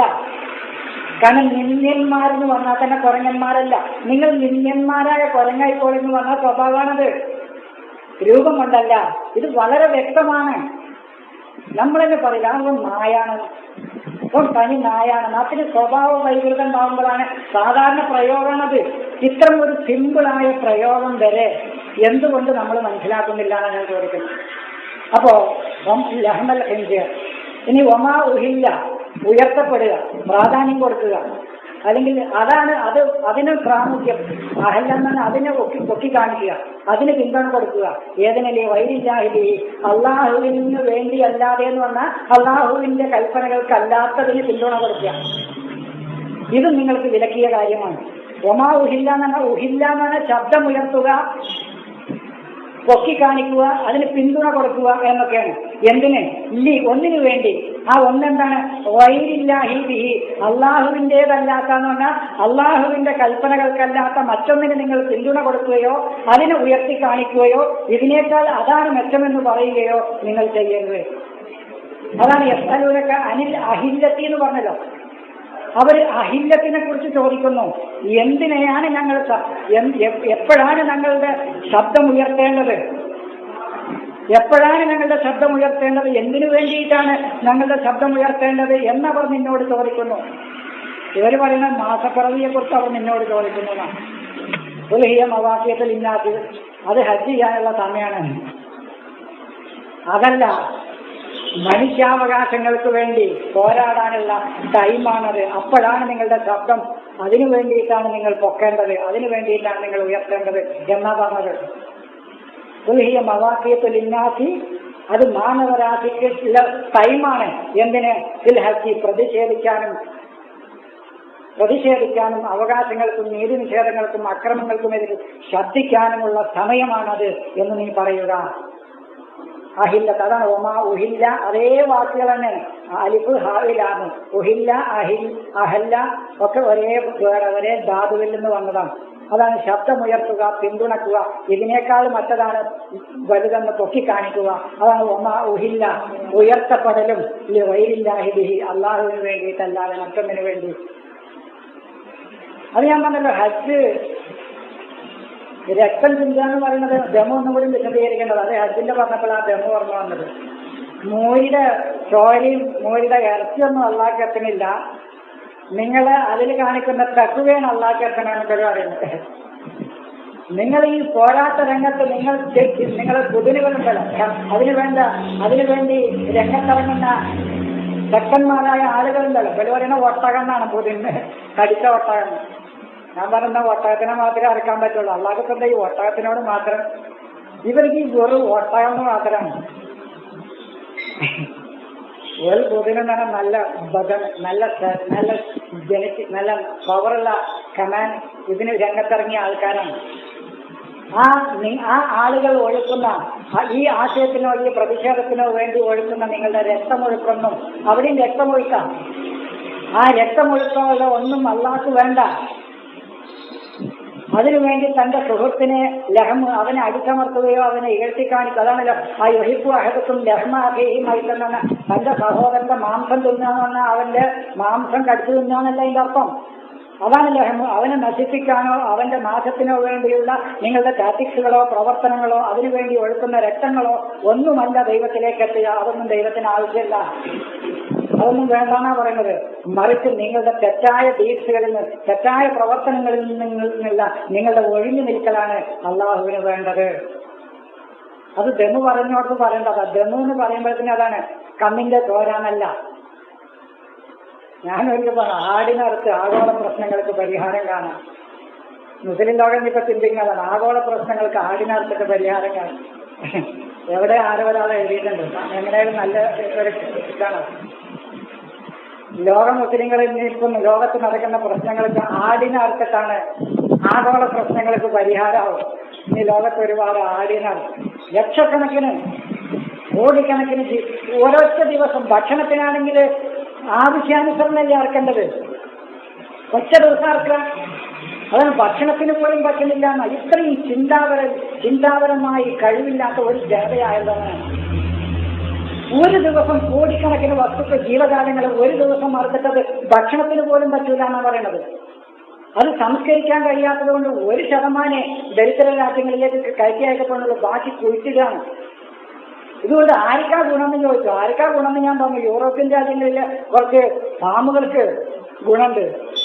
വേറെ ആർക്കും അതുകൊണ്ട് ലോകത്താർക്കും ഗുണമില്ല. യൂറോപ്യൻ രാജ്യങ്ങളിൽ ഇതിനു വേണ്ടി ഈ മാപ്പിളാർക്ക് ഇറക്കാൻ വേണ്ടി മാത്രം ചില ഫാമുകളുണ്ട്. ഇതിനായിട്ട് അവർക്ക് ഗുണം കിട്ടും. അല്ലാതെ ഈ പോണോനും കിട്ടുന്നില്ല, മുസ്ലിങ്ങൾക്കും കിട്ടുന്നില്ല, ഒരാൾക്കും കിട്ടുന്നില്ല. എന്താ ഈ ജനത ചിന്തിക്കാത്തതെന്ന് ഞങ്ങൾ ഇങ്ങനെ ബുദ്ധിശൂന്യരാകാൻ പറ്റുമോ?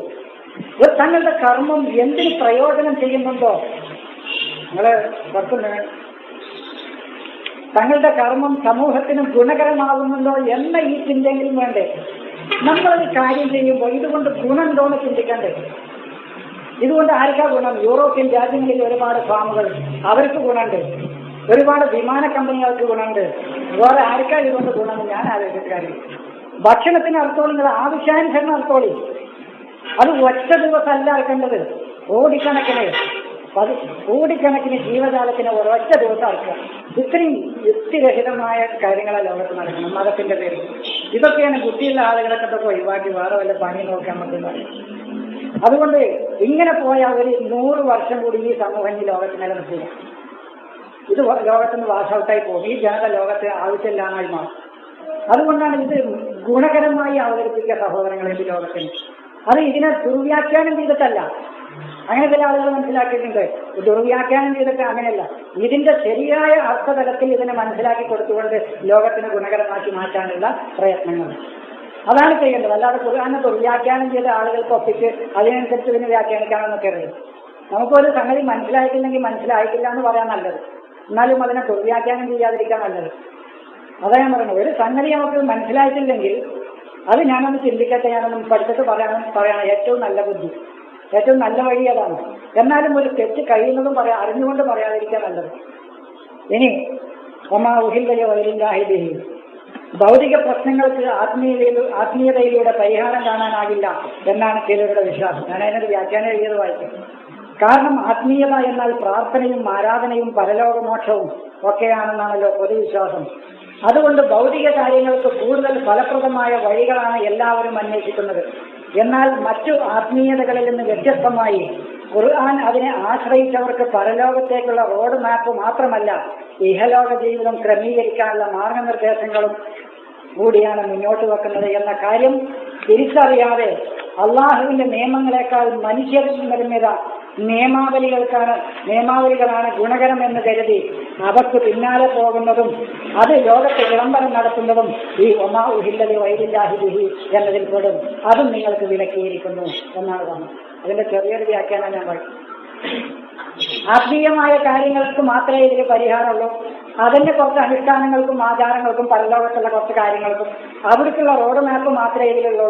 ബാക്കി ഭൗതിക കാര്യങ്ങൾക്കൊന്നും ഇതിന് പ്രശ്നങ്ങൾക്കൊന്നും പരിഹാരമല്ല എന്ന് കരുതി നമ്മുടെ നിത്യജീവിതത്തിലുള്ള എല്ലാ പ്രശ്നങ്ങൾക്കും മറ്റ് മനുഷ്യനിർമ്മിത ആശയങ്ങളെ അവലംബിച്ചാലേ വഴിയുള്ളൂ. ഇത് പര്യാപ്തമല്ല എന്ന് മനസ്സിലാക്കി മറ്റതിന് പ്രാമുഖ്യം കൊടുത്തുകൊണ്ട് അവതരിപ്പിക്കുക. അതാണ് ഒമാ ഉഹില്ലലി വൈദില്ലാഹി ബിഹി. ഇനി വൽ മുൻഹനികത്തു, നേരാർത്ഥങ്ങളിൽ കൊള്ള കുടുങ്ങിച്ചാകാൻ തന്നെയാണ് കൊള്ളക്ക് കുടുങ്ങിച്ചതെന്ന് ഇവർ പറയുന്നത്. ഇവർ പറയുന്ന ഈ അർത്ഥം ഞാൻ ഇപ്പോൾ നിലവിൽ നിങ്ങൾക്ക് അറിയാലോ. മൈസത്തെ ശവം അതിൻ്റെയൊക്കെ പിന്നെ മോശപരമായ അർത്ഥം ഞാൻ പറയുന്നില്ല. അത് പറഞ്ഞാലും ബുദ്ധിശൂന്യതകൾ ഒരുപാടുണ്ട്. നമുക്കിത് മനസ്സിലാകാതെ നമ്മളാണ് പറഞ്ഞാൽ മതി, മറ്റേനെ വിമർശിക്കണ്ട. ഇപ്പൊ നിങ്ങൾക്ക് അതിന്റെ അർത്ഥം അറിയാം. ചോര കുടിക്കരുത്, അള്ളാഹു അല്ലാത്തവരുടെ പേരിൽ അർത്ഥം തിന്നരുത്, ഒരു മുൻഹരിക്കത്ത് കുത്തിക്കാത്തത് തിന്നരുത്, അല്ല കൊള്ള കുടുങ്ങിക്കാത്തത് തിന്നരുത്. കൊള്ളക്ക് പിടിക്കാമെന്ന് നിശബ്ദമാക്കുക എന്നാണ് ഒരു വ്യക്തിയെ, ദുർബലരായ ആളുകളെ അടിച്ചമർത്തി അവരെ കൊള്ളക്ക് പിടിക്കാം, മിണ്ടരുതെന്ന് പറയാം. ഇത് നിങ്ങളെ തൊട്ട് വിലക്കിയിരിക്കുന്നു, ഇത് നിങ്ങൾ ചെയ്യരുത്. കയ്യൂക്കുള്ളവൻ അതില്ലാത്തവനെ ചൂഷണത്തിന് വേണ്ടിയും കയ്യേറ്റം ചെയ്യുന്നതിനും മനുഷ്യരാശിയോളം തന്നെ പഴക്കമുണ്ടല്ലോ. അതിനെതിരായ ശബ്ദങ്ങൾ ചരിത്രത്തിലുടനീളം കേൾക്കാം. ആ ശബ്ദങ്ങൾക്ക് മറുപടി കൊടുക്കാൻ കഴിയാത്തവരാണ് അവരെ ക്രൂരമായി നിശബ്ദമാക്കാൻ ശ്രമിക്കുന്നത്. അതും ഖുർആൻ വിലക്കിയിരിക്കുന്നു. ഒന്നുകൂടി വായിക്കാം. കയ്യൂക്കുള്ളവൻ അതില്ലാത്തവനെ ചൂഷണത്തിന് വേണ്ടി കയ്യേറ്റം ചെയ്യുന്നത് മനുഷ്യരാശിയുടെ ചരിത്രത്തിൽ ഇന്നോളം നടന്ന സംഭവമാണ്. അതിനെതിരിൽ നടക്കുന്ന ശബ്ദങ്ങളെ ചരിത്രത്തിൽ ഉടനീളം അതിനെതിരെയുള്ള ശബ്ദങ്ങൾ കേൾക്കാം. ആ ശബ്ദങ്ങൾക്ക് മറുപടി കൊടുക്കാൻ കഴിയാത്തപ്പോൾ അവരെ ക്രൂരമായി നിശബ്ദമാക്കാൻ ശ്രമിക്കുന്നവർ ലോകത്തുണ്ട്. അതും നിങ്ങൾ ചെയ്യരുത്. അതാണ് നിങ്ങൾ അവരെ കൊള്ളക്ക് പിടിക്കരുത് എന്ന് പറഞ്ഞത്. കൊള്ളക്ക് പിടിക്കരുതെന്നാണ് അവരെ മിണ്ടാൻ അനുവദിക്കാം. അവകാശങ്ങൾക്ക് വേണ്ടിയോ ചൂഷണങ്ങൾക്ക് വേണ്ടിയോ അനീതികൾക്ക് വേണ്ടിയോ മിണ്ടാൻ പറ്റാത്ത നിലക്ക് ഒരു മനുഷ്യന്റെ കൊള്ളക്ക് പിടിക്കപ്പെടുന്നതിനെയും അള്ളാഹു വിലക്കിയിരിക്കുന്നു. കൊള്ള കുടുങ്ങിക്കാത്തത് പിന്നെന്താണ് മനസ്സിലാക്കുന്നവര് അങ്ങനെ മനസ്സിലാക്കാൻ തർക്കിക്കാനുമില്ല. അങ്ങനെയാണ് ഞാൻ പറഞ്ഞു. ഒരു 100,000 ചാകല് ലോകത്തുണ്ട്. ഈ 4 ചാകലല്ല, ഒരു മൃഗം ചാകാനുള്ള രീതികൾ ആയിരക്കണക്കിന് രീതികൾ ലോകത്തുണ്ട്. അല്ലാതെ ഈ 4 ചാകല് മാത്രമേ ഉള്ളൂ. കൊള്ള കുടുങ്ങിച്ചായ, കുത്തിച്ചായ, പിന്നെന്താണ് തൂങ്ങിച്ചായ, ഇങ്ങനെ 3-4 ചാകല്. ഒരു മൃഗം ചാകാൻ ഈ 4 രീതിയൊന്നല്ല സഹോദരങ്ങളെ, ലോകത്ത് ആയിരക്കണക്കിന് രീതിയിൽ. ഇനി നമ്മൾ കണ്ടെത്താത്ത പല രീതിയിലും ഇനി മൃഗങ്ങൾ ചത്തെന്ന് വരാം. അപ്പോഴൊക്കെ എന്താ ചെയ്യാം? അപ്പൊ അതൊന്നും പറയാൻ, ഇത് മനുഷ്യന്റെ കൊള്ളക്ക് പിടിക്കരുതെന്നാണ്. ഇനി ഒരു മൗക്കൂദത്ത് വഖൂദ് ഇന്ധനമായി മാറുക. അതാണല്ലോ ഖുർആൻ പറഞ്ഞല്ലോ, വഖൂദു ഹന്നാസു വൽ ഹിജാറത്തു എന്നല്ലോ, അഗ്നിയുടെ ഇന്ധനമായി മാറുകയെന്നാണ്. നിന്ദ്യവും ശിക്ഷാർഹവുമായ ദുരിതവും പൂർണ്ണമായ ഒരു ജീവിതത്തിന് ഇരയാവുക, അത് നിങ്ങളാകരുതെന്നാണ്. നിന്ദ്യമായ നിന്ദ്യവും നിസ്സാരവുമായ ശിക്ഷാർഹവുമായ ഒരു ജീവിതത്തിന് നിങ്ങൾ വഖൂദായി മാറരുത്. അതാണ് മൗഖൂദത്ത്. അങ്ങനത്തെ ഒരു സമൂഹവും നിങ്ങളായി മാറരുത്. വിധിയെ പഴിച്ചുകൊണ്ടും അള്ളാഹുവിനെ കുറ്റപ്പെടുത്തിക്കൊണ്ടും സ്വന്തം ചെയ്തിയുടെ ഫലമായി അനുഭവിക്കുന്ന ദുരിതത്തിന് ഇരയായിക്കൊണ്ടിരിക്കുക, അതും അള്ളാഹു നിങ്ങളെ തൊട്ട് വിലക്കിയിരിക്കുന്നു. ഒരു അധ്വാനമല്ല, ചെയ്യുന്നതൊക്കെ ദൈവത്തെ കുറ്റം പറയാം, തന്റെ വിധിയെ പഴിക്കുക. ഞാൻ ഇങ്ങനെ ആയാലോ എന്ന് പറയാം. എങ്ങനെ നിന്ദ്യവും നിസ്സാരവും ദുരിതപൂർണവുമായ ഒരു ജീവിതത്തിന് സ്വയം ഇരയായി മാറുക, ഇതും നിങ്ങളെ തൊട്ട് വിലക്കിയിരിക്കുന്നു. പടച്ചവനെ കുറ്റം പറയാം. ഞാൻ ഇങ്ങനെയായി, അള്ളാഹു വിചാരിച്ചു, അള്ളാന്റെ വിധി ഇങ്ങനെയാണ്, എനിക്കിപ്പോ ഇങ്ങനെ നിന്ദ്യമായും ഈ ശിക്ഷയിലും ഈ ദുരിതത്തിലും കഴിയാൻ അള്ളാന്റെ വിധി, ഞാനെന്താ കാറ്റുക എന്ന് പറഞ്ഞ വിധിയെ പഴിച്ചുകൊണ്ടും അള്ളാഹുവിനെ കുറിച്ച് കുറ്റം പറഞ്ഞുകൊണ്ടും നിന്ദ്യവും നിസ്സാരവും നികൃഷ്ടവുമായ ജീവിതത്തിൽ അതിനുള്ള ഒരു വഖൂദായിട്ട്, അതാണ്. പക്ഷെ അതിന് ലേശം കടന്നു പറഞ്ഞാലേ അത് നിങ്ങൾക്ക് മനസ്സിലാവുള്ളൂ. പക്ഷെ അതിപ്പോ പറയുന്നില്ല. ഒരു ലേശം കൂടി അപ്പുറത്തേക്ക് വന്ന് നിങ്ങൾക്ക് അത് വേഗം മനസ്സിലാവും. പക്ഷെ അത് തങ്ങൾ ഇപ്പൊ അത്രയും മനസ്സിലാക്കിയാൽ അതായത് നിന്ദ്യവും നിസ്സാരവുമായ ഒരു അഗ്നിക്കിരയായി ജീവിക്കുന്ന ഒരവസ്ഥയ്ക്ക് നാം ഇരയായി കൊടുക്കുക, അത് നിങ്ങൾ ചെയ്യരുത്. അതിൽ നിന്ന് മുക്തമാകാനുള്ള പണിയെടുക്കണം. പടച്ചോനെ അങ്ങനെ കാട്ടിയതപ്പോ ഞാനിപ്പോ ഈ അധമ ജീവിതത്തിൽ അങ്ങനെ ജീവിക്കുന്നു. അള്ള എനിക്ക് ഇങ്ങനെ വിധിച്ചിരിക്കണത്, ഇങ്ങനെ ജീവിക്കരുത്. ഇങ്ങനെ ദുരിതപൂർണവും നിന്ദ്യവും നിസ്സാരവുമായ ഒരു ജീവിതത്തിന് സ്വന്തം ചെയ്തിയുടെ തന്നെ ഫലമായി അനുഭവിക്കുന്ന ദുരിതത്തിന് ദൈവത്തെയും അള്ളാഹുവിനെയും പഴി പറഞ്ഞുകൊണ്ട് ആ ദുരിത ജീവിതത്തിനും നിസ്സാരമായ ജീവിതത്തിനും നിങ്ങൾ ഇരയായി കൊടുക്കരുത്. ഇതും അള്ളാഹു നിങ്ങളെ തൊട്ട് വിലക്കിയതാണ്. വൽ മുതറദ്ദിയത്തു, ഒരുവന്റെ ഉന്മൂലനാശത്തിന് നിങ്ങൾ കാരണമാകരുത്. അതും ഒരു സമൂഹത്തിന്റെ ഉന്മൂലനാശം വരുത്തരുത്. തറത്താന്ന് പറഞ്ഞാൽ അതാണ്. അത് ഞാൻ ഒരിക്കൽ പറഞ്ഞത്, ഇപ്പൊ 6ാം ക്ലാസ്സിലെ കുട്ടികളെ പഠിപ്പിക്കണ പുസ്തകം ബിലാദുൽ ഉറബി പാശ്ചാത്യം തെജിദിബുന നമ്മളെ ആകർഷിക്കുന്നു. ബിമായിദത്തിൽ ഭക്ഷണപ്പടികൾ കാട്ടിക്കൊണ്ട് ബിലാദുൽ ഉറബി തെജിദിബുന ബിമായിദത്തിൽ തുർദീന, അവിടെ ഈ തുർദീന നമ്മൾ ഉന്മൂലനാശം വരുത്താൻ വേണ്ടി 6ാം ക്ലാസ്സിലെ ഒരു പദ്യത്തിലുള്ള വരിയാണ്. ഇപ്പൊ 6ാം ക്ലാസ്സിൽ ഇപ്പൊ പഠിപ്പിക്കുന്ന 6ാം ക്ലാസ്സിൽ അറബിയിലുള്ളതാണ്. അപ്പൊ അർദ യുർദി തുർദി എന്ന് പറഞ്ഞാൽ മുത്തറദ്ദിയത്ത് എന്ന് പറഞ്ഞാൽ ഉന്മൂലനാശം വരുത്താം. ഒരു മനുഷ്യന്റെയോ ഒരു വ്യക്തിയുടെയോ ഉന്മൂലനാശത്തിന്, ഒരുത്തന്റെ നഷ്ടപരിഹാരത്തിന് വേണ്ടിയുള്ള സാംസ്കാരികമായും ഒടുവിൽ ശാരീരികമായി തന്നെയും ഒരു സമൂഹത്തെ പൂർണ്ണമായി ഇല്ലാതാക്കാൻ ആദ്യം സാംസ്കാരികമായി, അതാണ് മുസ്ലിങ്ങളെ പറ്റി ചെയ്തിരിക്കുന്നത്. ആദ്യം സാംസ്കാരികമായി തകർത്തു, പിന്നെ അവരെ ശാരീരികമായും ഇല്ലാതാക്കുക. അങ്ങനെ ഒരു സമൂഹത്തിന് ഉന്മൂലനാശം വരുത്തുക, അതും നിങ്ങളെ തൊട്ട് വിലക്കപ്പെട്ടിരിക്കുന്ന കാര്യമാകുന്നു. അതാണ് ഇത് ഉപയോഗിക്കാത്ത ഒരു വാക്കൊന്നുമല്ല. അതാണ് ഞാൻ ചെറിയ ഒരു ബൈറ്റ്. ഇപ്പൊ ഞാൻ കുട്ടികൾക്ക് 10ാം ക്ലാസ്സിലെ കുട്ടികൾക്ക് അഭിനായി എന്ന് പറഞ്ഞാൽ സ്വന്തം കുട്ടികളല്ലാത്തവർക്ക് അഭിനായി, അവർക്ക് സ്വന്തം മക്കൾ എന്ന് പറഞ്ഞാലേ ഇതിന് മനസ്സിലാവുള്ളൂ. അപ്പൊ ഈ 10ാം ക്ലാസ്സിലൊരു പാഠമുണ്ട്, ഒരു നാടകമാണ്. ആ നാടകത്തിൽ ഈ വളണ്ടിയേഴ്സ് ഉണ്ട്, ഈ പെയിൻ പാലിയേറ്റീവ് കെയർ യൂണിറ്റിന്റെ വളണ്ടിയേഴ്സ് ഉണ്ട്. അപ്പൊ ക്യാൻസർ പിടിച്ച് കിടക്കുന്ന ഒരു രോഗിയാണ് കഥാപാത്രം, ഒരു കഥാപാത്രം. അതിലെ ഈ കഥാപാത്രം സ്വന്തം മകനോട് പറയാം, എന്റെ കുട്ടികളെവിടെയാണ്, എന്റെ അഭിനായികളെ കാണാനില്ലല്ലോ, എന്റെ കുട്ടികളെ കാണാനില്ലല്ലോ. അപ്പൊ സ്വന്തം മകൻ പറയും, നിങ്ങളെ കുട്ടികളോ, നിങ്ങളൊരു കുട്ടികളും. അപ്പൊ ഈ സ്വന്തം മക്കള് എന്ന് പറയാ, അയാൾ മക്കള് എന്ന് പറയുന്നത് അയാളെ സംരക്ഷിക്കുന്ന, അയാളുടെ ചികിത്സ ചെയ്തു കൊടുക്കുന്ന ഈ വളണ്ടിയേഴ്സിനെ കുറിച്ചാണ് അഭിനാവ് എന്ന് പറയുന്നത്. അപ്പൊ ഭാഷയിൽ ഉപയോഗിക്കാത്തൊരു വേർഡൊന്നുമല്ല നമ്മൾ പറയുന്നത്, അതാണ് ശരിക്കും സാഹിത്യം. അതിനെ അഭിനായി എന്നാ ചോദിക്കുന്നത്, എന്റെ കുട്ടികളെവിടെയാണ്, എവിടെ എന്റെ മക്കളെവിടെയാണ്. അപ്പൊ സ്വന്തം മകൻ ചോദിക്കുക, നിങ്ങളെ മക്കളോ, നിങ്ങളൊരു മക്കളും എന്ന് പറഞ്ഞ് കളിയാക്കിയാണ് സ്വന്തം മകനെ.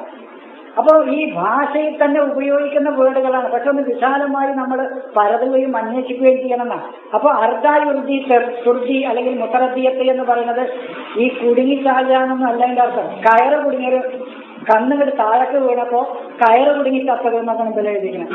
കയറ് കുടുങ്ങിക്കത്തത് ഒരു സമൂഹത്തിന്റെ ഉന്മൂലനാശം വരുത്തുകയാണ്. അത് ആദ്യം സാംസ്കാരികമായിട്ടാണ് ഒരു സമൂഹത്തെ നശിപ്പിക്കുക.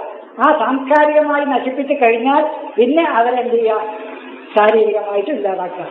അത് എളുപ്പമാണ്. സാംസ്കാരികമായി തകർത്ത് വൈജ്ഞാനികമായും സാംസ്കാരികമായും ഒരു ജനതയെ തകർത്ത് കഴിഞ്ഞാൽ അവരെ പിന്നെ ഫിസിക്കലി ഇല്ലാതാക്കേണ്ട ആവശ്യമില്ല. ഇല്ലാതാക്കേണ്ടത് വളരെ എളുപ്പമാണ്, പക്ഷെ ഇല്ലാതാക്കേണ്ടത് ഈ 2 രംഗത്ത് അവരെ തകർത്ത് കിട്ടിയാൽ മതി. സാംസ്കാരികമായും വൈജ്ഞാനികമായും ഒരു സമൂഹത്തെ തകർത്ത് തരിപ്പണമാക്കുക, അതാണ് മുസ്ലിങ്ങൾക്ക് പറ്റിയ ഒരു തകരാറ്. അവരെ സാംസ്കാരികമായിട്ടാണ് തകർക്കുക. അതുകൊണ്ട് ലോകം മുഴുവൻ ഇതിന് സപ്പോർട്ട് ചെയ്യുക. ഇപ്പോഴുള്ള മതത്തിന് സപ്പോർട്ടാണ്. ഇപ്പോഴുള്ള മതത്തിന് ഈ മുസ്ലിങ്ങൾ നിന്നാൽ ഒരു കാലഘട്ടത്തിലും വെച്ച ഗതി പിടിക്കൂല. ഇങ്ങനെ അങ്ങോട്ട് തച്ച് തീർന്നോളും, ഇങ്ങനെ പരസ്പരം കൊന്നങ്ങോട്ട് തീർന്നോളും ഈ ജനത. അതാ പറയുന്നത്, സാംസ്കാരികമായും വൈജ്ഞാനികമായും ഒരു സമൂഹത്തെ തകർത്തു കഴിഞ്ഞാൽ അവർ സ്വയം തന്നെ ഇല്ലാതായിക്കൊള്ളും. പിന്നെ അവരെ നമ്മൾ ഒന്നും ചെയ്യേണ്ട, അവരവരെ വഴിക്കാൻ വിട്ടാൽ മതി, അവർ തച്ച് തീർന്നോളും. ഈ നമ്മുടെ നാട്ടിൽ തല്ലാൻ നിവൃത്തിയില്ലാത്തോണ്ടാണ്. അല്ലെങ്കിൽ ഇവിടെയും കൊല്ലലെന്നേക്കാരം. ഇവിടെ ബോംബിടാൻ വയ്യാഞ്ഞിട്ടാ. ബോംബിടലല്ലാത്ത ബാക്കി പള്ളി കൂട്ടലും അടിയും ഒക്കെ പടിയുണ്ട്. പക്ഷെ ഇവിടെ ഈ ഒരു ജനാധിപത്യ സർക്കാരാകൊണ്ട് ബോംബിടാനും പിന്നെ കുപ്പി തുറന്ന് ഗ്യാസ് പുറത്തേക്ക് വിടാനൊന്നും നിവൃത്തിയില്ലാത്തതുകൊണ്ടാണ് ഈ മുസ്ലിങ്ങൾ അടങ്ങി ഒതുങ്ങി കഴിയുന്നത്. ഒരു വിധം നിവൃത്തിയുണ്ടെങ്കിൽ ഇവിടെയും കേടിയെത്തും. ഈ രാജ്യത്ത് തന്നെ ഈ മുസ്ലിങ്ങൾ ഭൂരിപക്ഷമുള്ള ഒരു പ്രദേശ കാശ്മീർ. സ്വൈരല്ല,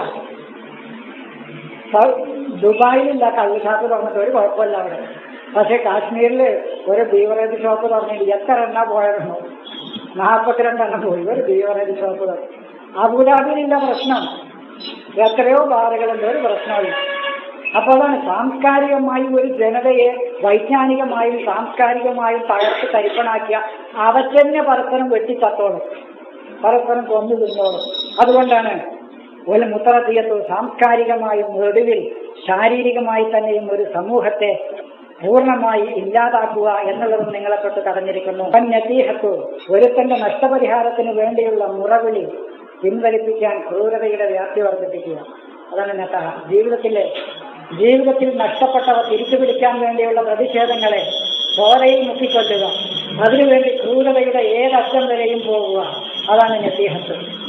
ഒമാദുബിഹ അലന്നുസുബി, സ്ഥാനമാനങ്ങൾക്ക് വേണ്ടി സ്വയം ബലിയാട് ദുബിഹാമെന്ന അവൻ അറുക്കപ്പെടുകയാണ്. ഏതോ ഒരുവൻ അതിൽ ആ അറുക്കപ്പെടുക അല്ലെങ്കിൽ വധിക്കപ്പെടുക, ബലിയാടാവുക, റബഹമന അറുക്ക് ബലിയാടാവുക. ബലിയാടായാൽ സ്വന്തം ആളുമാകാം, സ്വയം ആകാം, മറ്റേത് വ്യക്തിയാകാം. എന്തിനു വേണ്ടിയിട്ട്? നുസുബ്, നുസുബ്, മൻസിബ്, പദവി, സ്ഥാനമാനം, അധികാരം. ഇതിനു വേണ്ടി, സ്ഥാനമാനങ്ങൾക്ക് വേണ്ടി സ്വയം ബലിയാടാവുകയോ മറ്റുള്ളവരെ ബലിയാടാക്കുകയോ ചെയ്യരുത്. ഇതും നിങ്ങളെ തൊട്ട് തടയപ്പെട്ടിരിക്കുന്നു. ഇപ്പോൾ നിങ്ങൾക്ക് അറിയാലോ, ഇപ്പൊ എന്താണ് പ്രതിമക്ക് വേണ്ടി അറുക്കപ്പെട്ടതെന്ന്, കുറ്റിക്കറുക്കപ്പെട്ടത്. കുറ്റിക്കറുക്കപ്പെട്ടത് അറേബ്യയിൽ നിലനിന്നിരുന്ന ഒരു ആചാരമാണ്. കുറ്റിക്കറുക്കപ്പെടുകയാണ് എന്നൊക്കെ പറഞ്ഞിട്ടുണ്ട്. നസബ്, മൻസിബ് എന്ന് പറഞ്ഞ പദവിനാണ്. നസബ്, മൻസിബ്, പദവി. പദല്ല തീയത്ത് മൻസിബഹോ, തീയത്ത് തന്റെ പദവി ഏറ്റെടുത്തു. മൻസിബ് എന്ന് പറഞ്ഞ പദവിനാണ്. അത് നിങ്ങൾ ആരോട് ചോദിച്ചോളൂ, അതൊക്കെ പിന്നെ ഡിക്ഷണറിയിൽ ഇല്ലാത്ത തന്നെയാണ്. നസബ് എന്ന് പറഞ്ഞ പദവി, മൻസിബ്, സ്ഥാനമാനം, അധികാരം. അതിനുവേണ്ടി ബലിയാടാവുകയോ മറ്റുള്ളവരെ ബലിയാടാക്കുകയോ, അതാണ് ലുബിഹാന്ന്. ആര്യമില്ല, കുത്തിലാന്നാണ്. കൊല്ലപ്പെടുക എന്ന് പറയുമ്പോഴാണ്, ലൊരിബ എന്ന് പറയുമ്പോഴാണ് ആ ക്രിയ. ആരായാലും അതിനു വേണ്ടിയിട്ട് ബലിയാടാക്കപ്പെടുകയോ ബലിയാടാവുകയോ ചെയ്യരുത്. ഇതും നിങ്ങളെ തൊട്ട് തടഞ്ഞിരിക്കുന്നു.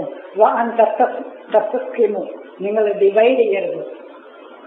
കിസ്മ, ഓഹരി, കിസ്മ എന്ന ഓഹരി വിഭജിക്കുക. ആളുകളെ വിഭജിക്കരുത്. എന്തുകൊണ്ട് വിഭജിക്കരുത്? ബിൽ അസ്ലാം, കരുതി കൂട്ടി അത്യാഹിതങ്ങൾ കൊണ്ടും അപകടങ്ങൾ കൊണ്ടും. രാജ്യത്തെ അപകടങ്ങളും അത്യാഹിതങ്ങളും, അതാണ് അസ്ലാം. ഗുൽമ്, അതാണ് ഗുൽമ് എന്നുള്ളതിന്റെ വേറെ, അതിന് സമാനം, അതേ അർത്ഥമല്ല, അതിന് സമാനമായ പദമാണ് ഗുൽമ്. ഗുൽമ്, ഗുൽമ്, അസ്ലാമ് എന്ന് പറഞ്ഞ അപകടങ്ങൾ കൊണ്ടോ അത്യാഹിതങ്ങൾ കൊണ്ടോ സമൂഹത്തിൽ കിളർപ്പുണ്ടാകും. ഓഹരി വെക്കുക, അവന്റെ കിസ്മു കൊടുക്കാൻ ഓഹരി വിഭജിക്കുക, ആളുകളെ ഡിവൈഡ് ചെയ്യുക. അപ്പോ കരുതി കൂട്ടി ചെയ്യുന്ന അത്യാഹിതമോ അപകടങ്ങളോ കൊണ്ട് വിഭാഗീയത സൃഷ്ടിക്കുക. ദാലികം, ഇതൊക്കെ എന്താണ്? ദാലിക്കും ഫിസ്ഖുൻ, ഈ മേൽ പറഞ്ഞതൊക്കെ അള്ളാഹുവിന്റെ കൽപ്പനകൾക്കുള്ള വിരുദ്ധമായ പ്രവർത്തനങ്ങളാണ്. ഇതൊക്കെ വിപരീത വിപ്ലവങ്ങളാണ്. ഇതൊക്കെ വിരുദ്ധമായി അള്ളാഹുവിന്റെ കൽപ്പനകൾക്കുള്ള ഫിസ്ഖാണ്, ലംഘനമാണ്. ഇതൊന്നും നിങ്ങൾ ചെയ്യരുത്. ഈ പറഞ്ഞതൊന്നും നിങ്ങൾ ചെയ്യരുത്. ഇതൊക്കെയാണ് അള്ളാഹു വിലക്കിയിരിക്കുന്നത്.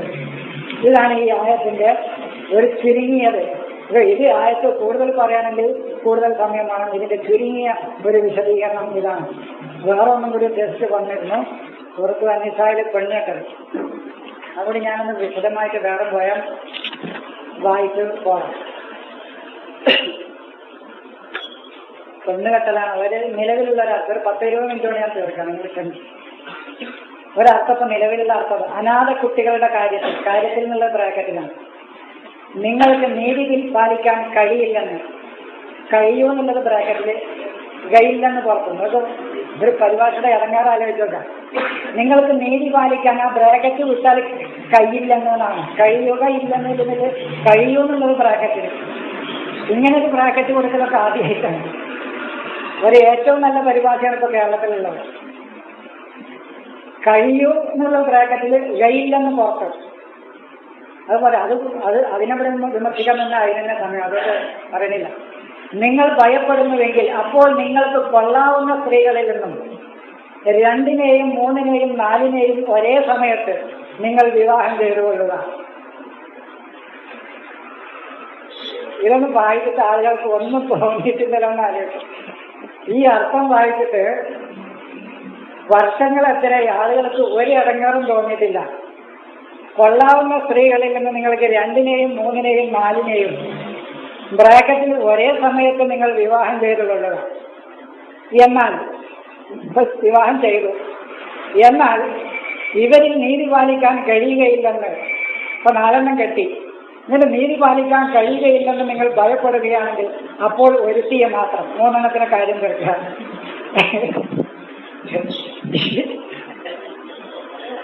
യാതൊരു അന്തം ഉണ്ടല്ല. ഞാനിങ്ങനെ വായിച്ചിട്ട് ഒരുപാട് കേട്ടു. നമ്മളിങ്ങനെ ഇപ്പൊ നിലവിലുള്ളതൊന്ന് വായിച്ചു നോക്കുമ്പോഴാണ്. അതുമല്ല, അനാഥ കുട്ടികളുടെ കാര്യത്തിൽ നീതി പാലിക്കാൻ കഴിയില്ലെങ്കിൽ പെണ്ണെട്ടാണ്. അതിൽ അപകടമൊക്കെ മനസ്സിലായി. എത്താത്തത് നിങ്ങൾക്ക് ലൈംഗികമായി തൃപ്തി വരണമെങ്കിൽ 3-4 പെണ്ണെട്ടിക്കോളെന്ന് പറയുകയാണെങ്കിൽ അതിലൊരു യുക്തിയുണ്ട്, അതിലൊരു ലോജിക്കുണ്ട്. ഇത് അനാഥ കുട്ടികളോട് നീതി പുലർത്താൻ കഴിയില്ല എന്ന് പറഞ്ഞാൽ പെണ്ണെട്ടിക്കോളിന്ന് പറഞ്ഞാൽ ഞാൻ അങ്ങനെ വായിച്ചു. ഇത് പ്രാക്ടിക്കലാക്കി അനാഥ കുട്ടികൾ കുറച്ച് കൂടുതൽ ഉണ്ടാവുക. കാരണം ഈ മൂന്നെണ്ണത്തിന്റെ കാര്യം കൊടുക്കുമ്പോഴത്തേനും മൂന്നിനും വയസ്സിലായിട്ടുണ്ടാവും. അയാളെ കുറിച്ച് രണ്ടോ മൂന്നോ നാലോ കെട്ടുക, എന്നിട്ട് നിങ്ങൾക്ക് നീതി പുലർത്താൻ കഴിയില്ല എന്ന് ഭയപ്പെട്ടാൽ ഒരുത്തിയെ മാത്രം. അല്ലെങ്കിൽ എന്നിട്ട് ഓരോട് നീതി പുലർത്താൻ കഴിയില്ലെങ്കിൽ നിങ്ങളുടെ വലതു കൈകൾക്ക് ഉടമയായിട്ടുള്ള അടിമ. അപ്പൊ വേലക്കാരത്തിനോട് ഓളും ഒഴിവാക്കുക. എന്നെ വെച്ചിട്ട് നീതിയൊന്നും ചെയ്യാനില്ല. വീട്ടിലത്തെ വേലക്കാരനോട് വന്നിട്ട് ഇവിടെ വന്ന് കടന്നാന്ന് പറയാം. അതിനെ കെട്ടണ്ടല്ലോ. വേലക്കാരത്തിനോട് വന്നിട്ട് ഉറച്ചിക്കൂടെ വന്ന് കിടന്നു. ഇനിയിപ്പോ ഈ മൂന്നെണ്ണത്തിനേക്ക് നടക്കണില്ല, നീതി പുലർത്താൻ കഴിയുന്നില്ല. അവർക്കിനെ കെട്ടുമ്പോൾ എന്നാണ് എഴുതി വെച്ചിട്ടുള്ളത്. വേലക്കാരത്തിന് പിന്നെ കെട്ടണ്ടായിരിക്കണം. നിങ്ങൾ നീതി വിട്ട് പോകാതിരിക്കുന്നതിന് കൂടുതൽ അടുത്ത മാർഗമാണിത്. 4:3 പുറത്ത് അനാഥ കുട്ടികളോട് നീതി കാണിക്കാൻ കഴിയില്ലെന്ന് ഭയപ്പെടുമ്പോൾ 2, 3, 4 സ്ത്രീകളെ ഒരേ സമയത്ത് വിവാഹം കഴിച്ചാൽ ആ ഭയം തീർന്നുകൊള്ളും എന്നതാണ് ആദ്യത്തെ കാര്യം. ഇതിൽ ഒരു കാര്യം എന്താണ്? അനാഥ കുട്ടികളോട് നീതി കാണിക്കാൻ കഴിയില്ലെന്ന് ഭയപ്പെട്ട 2, 3, 4 സ്ത്രീകളെ ഒരേ സമയത്ത് വിവാഹം കഴിച്ചാൽ ആ ഭയം തീർന്നുകൊള്ളുമെന്നുള്ളത് തീരുമാനിക്കാം. ഒരാൾക്ക് ലൈംഗികാസക്തി അധികമായതിന്റെ പേരിൽ ലൈംഗിക അബദ്ധസഞ്ചാരം ഭയപ്പെടുന്നുവെങ്കിൽ 3, 4 സ്ത്രീകളെ വിവാഹം കഴിച്ച് വ്യഭിചാരം ഒഴിവാക്കാം എന്നാണ് പറഞ്ഞിരുന്നതെങ്കിൽ അംഗീകരിക്കാനാവില്ലെങ്കിലും മനസ്സിലാക്കുകയെങ്കിലും ചെയ്യാമായിരുന്നു. അംഗീകരിക്കാൻ കഴിയില്ല, പക്ഷെ എന്നാലും മനസ്സിലാക്കാനെങ്കിലും കഴിയുമായിരുന്നു. ഖുർആൻ മനുഷ്യന്റെ ലൈംഗിക ദാഹം എങ്ങനെ ശമിപ്പിക്കണം എന്നതിനെക്കുറിച്ച് പ്രതിപാദിക്കുന്ന ഗ്രന്ഥമല്ല ഖുർആൻ എന്നത് വേറെ കാര്യം.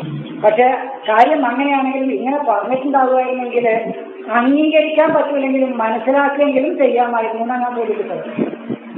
4 പേരെ ഒരേ സമയത്ത് കല്യാണം കഴിച്ച് കഴിഞ്ഞപ്പോഴാണ് ഭയം തുടങ്ങിയത്. നീതി കാണിക്കാൻ കഴിയുന്നില്ലല്ലോ എന്ന ഭയം തുടങ്ങിയത്. ഇതിലും നീതി പാലിക്കാനാവുകയില്ലെന്ന് വിവാഹം കഴിച്ച് നോക്കിയാലല്ലേ അതിന്റെ ബുദ്ധിമുട്ട് മനസ്സിലാവുകയുള്ളൂ. നീതി പാലിക്കാൻ പറ്റൂല. 4 കെട്ടി സംഗതി ബുദ്ധിമുട്ടാണെന്ന് മനസ്സിലായി. അപ്പോൾ ഈ 4 എന്ത് ചെയ്യും? മൊഴി ചൊല്ലുക തന്നെ. അതിനുമുണ്ടല്ലോ ആയത്തും ഹദീസും.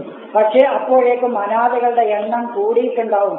അതിനും വഴിയുണ്ട്. വായ കീറിയ ദൈവം അതിലേക്കുള്ള ഭക്ഷണവും നൽകിക്കൊള്ളും എന്ന് ഇപ്പൊ പഠിപ്പിക്കണ്ടല്ലോ. എന്താ ചെയ്യുക? അള്ള ഉണ്ടാക്കിയതല്ല, അതിനൊക്കെ അള്ള കൊടുത്തോളും. വിശ്വാസിയുടെ കാര്യം വളരെ സുഖം തന്നെ. അത് പറയട്ടെ. 4 കെട്ടി നോക്കിയപ്പോൾ നീതി പാലിക്കാനാവുന്നില്ല. അപ്പോൾ ഒരുത്തിയെ കെട്ടി. അതും വലിയ ബുദ്ധിമുട്ട് തന്നെ. എന്നാൽ നീതി പാലിക്കണമെന്ന് മോഹവുമുണ്ട്. ഇനി വീട്ടിൽ ജോലിക്ക് നിൽക്കുന്ന അടിമ പെൺകുട്ടിയെ ബന്ധപ്പെടുക എന്നത് മാത്രമേ നീതി പാലിക്കാനായി അവശേഷിക്കുന്നുള്ളൂ. അങ്ങനെ അവളുമായി വേഴ്ചയിലേർപ്പെട്ടു. അങ്ങനെയെങ്കിലും അനാഥകൾക്ക് അല്പം നീതി ലഭിക്കട്ടെ. അടിമ സ്ത്രീയോട് ബന്ധപ്പെട്ടിട്ടെങ്കിലും അനാഥകൾക്ക് അല്പം നീതി കിട്ടട്ടെ. ഒരാൾ സ്വകാര്യമായി അയാളുടെ വീട്ടുവേലക്കാരിയുമായി ലൈംഗിക ബന്ധത്തിൽ ഏർപ്പെടുന്നത് കൊണ്ട് അനാഥർക്ക് എന്ത് നീതിയാണ് ലഭിക്കുന്നത് എന്ന ചോദ്യത്തിന് ഇവിടെ പ്രസക്തിയില്ല.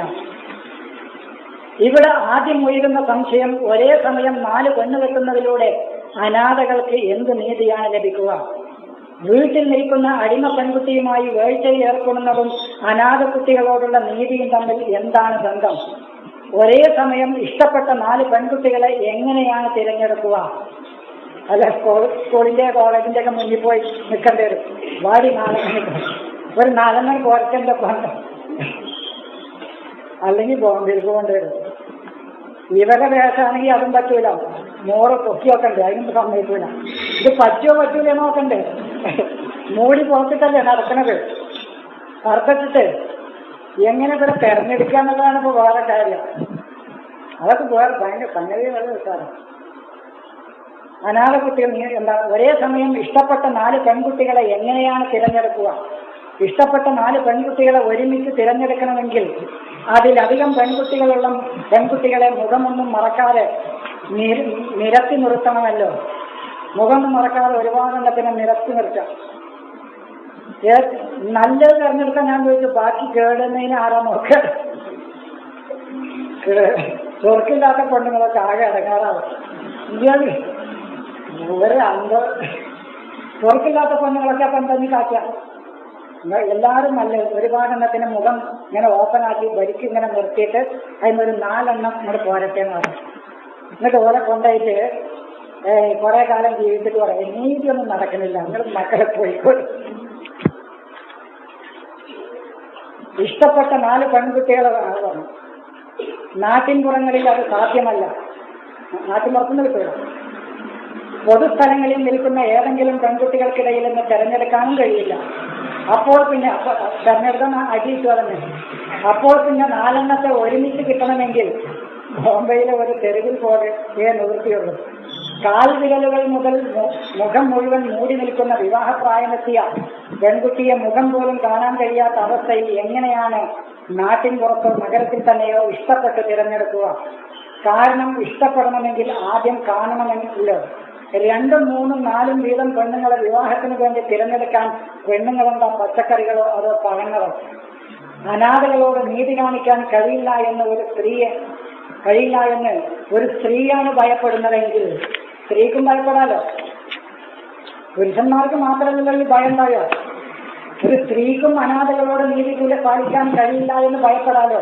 അങ്ങനെ ഭയപ്പെടുകയാണെങ്കിൽ അവൾക്ക്, ഒരു സ്ത്രീക്ക് അനാഥകളോട് നീതി പുലർത്താൻ കഴിയില്ല എന്ന് ഒരു സ്ത്രീ ഭയപ്പെടുകയാണെങ്കിൽ അവൾക്ക് 2, 3, 4 ഇഷ്ട പുരുഷന്മാരെ വിവാഹം കഴിക്കാനാകുമോ? അങ്ങനെ ഓർക്കുന്ന നീതി കാണിക്കാൻ അനാഥകളോട്. ഇനി അതുകൊണ്ടും അനാഥകളോട് നീതി പാലിക്കാൻ കഴിയില്ലെന്ന് ആ സ്ത്രീക്ക് തോന്നുകയാണെങ്കിൽ അവളുടെ വീട്ടിലുള്ള വാച്ച്മാൻ, ഡ്രൈവർ, കാര്യസ്ഥൻ, അടിമ ഇവരിൽ ആരെങ്കിലുമായി വേഴ്ച ചെയ്യപ്പെടാൻ കഴിയുമോ? അങ്ങനെ കഴിയില്ലെങ്കിൽ പിന്നെന്താണ് ദൈവത്തിന്റെ നീതി? എന്താണ് സ്ത്രീ പുരുഷ നീതി? ആണിനൊരു നീതി, പെണ്ണിന് വേറൊരു നീതിയോ? കാരണം സ്ത്രീക്കും അടിമണ്ട്. ഖുർആൻ പറയുന്നുണ്ട്, പുറത്തു 500 പറയുന്നുണ്ട് സ്ത്രീകൾക്ക് അടിമണ്ട്. നീതി വിട്ടു പോയത് ഒരുപാടുണ്ട് വേണ്ടത്. അപ്പൊ ഇങ്ങനെ ഇതില് അയുക്തികതയാണ് ഇതിൽ മുഴുവൻ എഴുതിയിരിക്കുന്നത്. അപ്പോൾ ഇന്നത്തെ ഞാൻ പിന്നീട് കൂടുതലൊന്നും ഈ ആയത്ത് തന്നെ കൂടുതലായിട്ട് വിശദീകരിച്ചിട്ടുണ്ട്. ഇതിൽ അവസാനം നമ്മൾ എഴുതിയ ഒരു അർത്ഥം ഒന്ന് വായിച്ചിട്ട് അനാഥകളുടെ കാര്യത്തിൽ ഇപ്പൊ മനസ്സിലായത് നിങ്ങൾക്ക് നന്നായിട്ട് ഒന്നുകൂടി മനസ്സിലാകുകയാണെങ്കിൽ അപ്പൊ അതെടുത്തുകൊണ്ട് ഇപ്പൊ നമ്മൾക്ക് ഇതിന്റെ ശരിയായ രൂപത്തിൽ ഖുർആനെന്ന് മനസ്സിലായത് ഇപ്പൊ മനസ്സിലാകട്ടോ. അനാഥകളുടെ കാര്യത്തിൽ നിങ്ങളുടെ സമൂഹം നീതി പാലിക്കുകയില്ലെന്ന് നിങ്ങൾ ഭയപ്പെടുകയാണെങ്കിൽ അപ്പോൾ നിങ്ങളുടെ ശേഷിക്ക് യോജിക്കുന്ന ശേഷിക്ക് യോജിക്കുന്ന തരത്തിൽ 2, 3, 4 ക്ലിപ്തല്ലത്. അത് ക്ലിപ്തല്ല. അതാണ് ഈ 2, 3, 4 എന്ന് പറയുന്നത്. ക്ലിപ്തപ്പെടുത്താത്താണ് അത് ബ്രാക്കറ്റിൽ. അതിന് പദല്ല. അത് ഈ പ്രയോഗത്തിൽ നിന്ന് കിട്ടുന്ന ആശയമാണ്. അനാഥകളെ സംരക്ഷിക്കാമെന്ന് കരാർ ചെയ്യുക. അനാഥകളെ സംരക്ഷിക്കാമെന്ന് നിങ്ങൾ കരാർ ചെയ്യുക. അവർക്കിടയിൽ സന്തുലിതത്വം പാലിക്കാനാവില്ല എന്ന് നിങ്ങൾ ഭയപ്പെടുകയാണെങ്കിൽ ഒന്നിൽ നിർത്തുക. അല്ലെങ്കിൽ കരാർ പ്രകാരം നേരത്തെ തന്നെ നിങ്ങളുടെ അധീനത്തിലുള്ളതിൽ നിർത്തുക. ഇപ്പൊ നിങ്ങളുടെ അധീനത്തിലുള്ളത് നിർത്തുക. അപ്പോൾ അതാണ് മോശമായ പ്രത്യാഘാതങ്ങളെ അവഗണിക്കാനുള്ള ഏറ്റവും സന്നിബദ്ധമായ രീതി. ഇതിൽ ക്ലിപ്തപ്പെടുത്താൻ മാത്രമേ ബ്രാക്കറ്റിട്ടുള്ളൂ. അതെന്താണെന്ന് അത് ആ പ്രയോഗത്തിൽ നിന്ന് കിട്ടുന്നതാണ്. ഈ 2, 3, 4 ഇത് നിങ്ങൾ ഈ 2, 3 തിന്നോളെന്ന് പറഞ്ഞാൽ 2, 3 അല്ല, ഇഷ്ടമുള്ളത് തിന്നോളെന്നാണ് അതിൻ്റെ അർത്ഥം. അത് നമ്മുടെ കഴിവിനനുസരിച്ച് ആവശ്യത്തിനനുസരിച്ച് അത് ഭാഷയുടെ പ്രയോഗത്തിൽ നിന്ന് കിട്ടുന്നത്. അത് മാത്രമേ അതിൽ ക്ലിപ്തപ്പെടുത്താത്തുള്ളൂ. ഇനി ഇതിൽ ഒരുപാട് അന്യായങ്ങൾ പിന്നെ ഒരുപാട് വരുന്നുണ്ട്. അപ്പോൾ ഇത് ആണ് നിലവിലുള്ള 4:3 കുറിച്ചുള്ളത്. അപ്പൊ 5:3, 4:3 ആണെന്ന് ഒരു ചെറിയ വിശദീകരണം ഞാൻ തന്നത്. അതുകൊണ്ട് ഖുർആന് അതിന്റെ ശരിയായ രൂപത്തിൽ മനസ്സിലാക്കി. അത് മനസ്സിലാക്കുമ്പോൾ ഞാൻ പറഞ്ഞല്ലോ, അത് സമൂഹത്തിന് ഗുണകരമായിരിക്കണം. ഇതിൽ സമൂഹത്തിന് ഒരു ഗുണമില്ല. ഇപ്പൊ ഈ 2 പറഞ്ഞതിലും നിലവിലുള്ള അർത്ഥപ്രകാരം ഒന്ന് ഒരു ബെഡ്റൂമിലെ കാര്യവും ഒന്ന് ഒരു ഡൈനിങ് ടേബിളിലെ കാര്യമാണ് ഇപ്പോൾ ഉള്ള നിലവിലുള്ളത്. അങ്ങനെ പറയുകയാണെങ്കിൽ ഞാൻ പറഞ്ഞു അതിനേക്കാൾ മനുഷ്യന്റെ ജീവിതത്തിൽ സങ്കീർണമായ 100,000 പ്രശ്നങ്ങളുണ്ട്. അതൊക്കെ ഈ കിതാബിൽ പറയേണ്ടിയിരുന്നു. അതൊന്നും പറഞ്ഞിട്ടില്ല. അതൊന്നും പറയാത്ത സ്ഥിതിക്ക് ഇതും ആ പ്രശ്നമല്ല. സാമൂഹികമായ പ്രശ്നങ്ങളാണ് ഖുർആൻ കൈകാര്യം ചെയ്യുന്നത്. അതുകൊണ്ട് ആ രൂപത്തിൽ ഖുർആനെ മനസ്സിലാക്കാനും അതനുസരിച്ച് ഉൾക്കൊള്ളാനും അത് ശരിയെന്ന് തോന്നുന്നത് സമൂഹത്തിൽ പ്രചരിപ്പിക്കാനും നാം തയ്യാറാകണം. അതിന് നാം അള്ളാഹു അനുഗ്രഹിക്കട്ടെ എന്ന് മാത്രം പറഞ്ഞുകൊണ്ട് ഞാൻ അവസാനിപ്പിക്കുന്നു.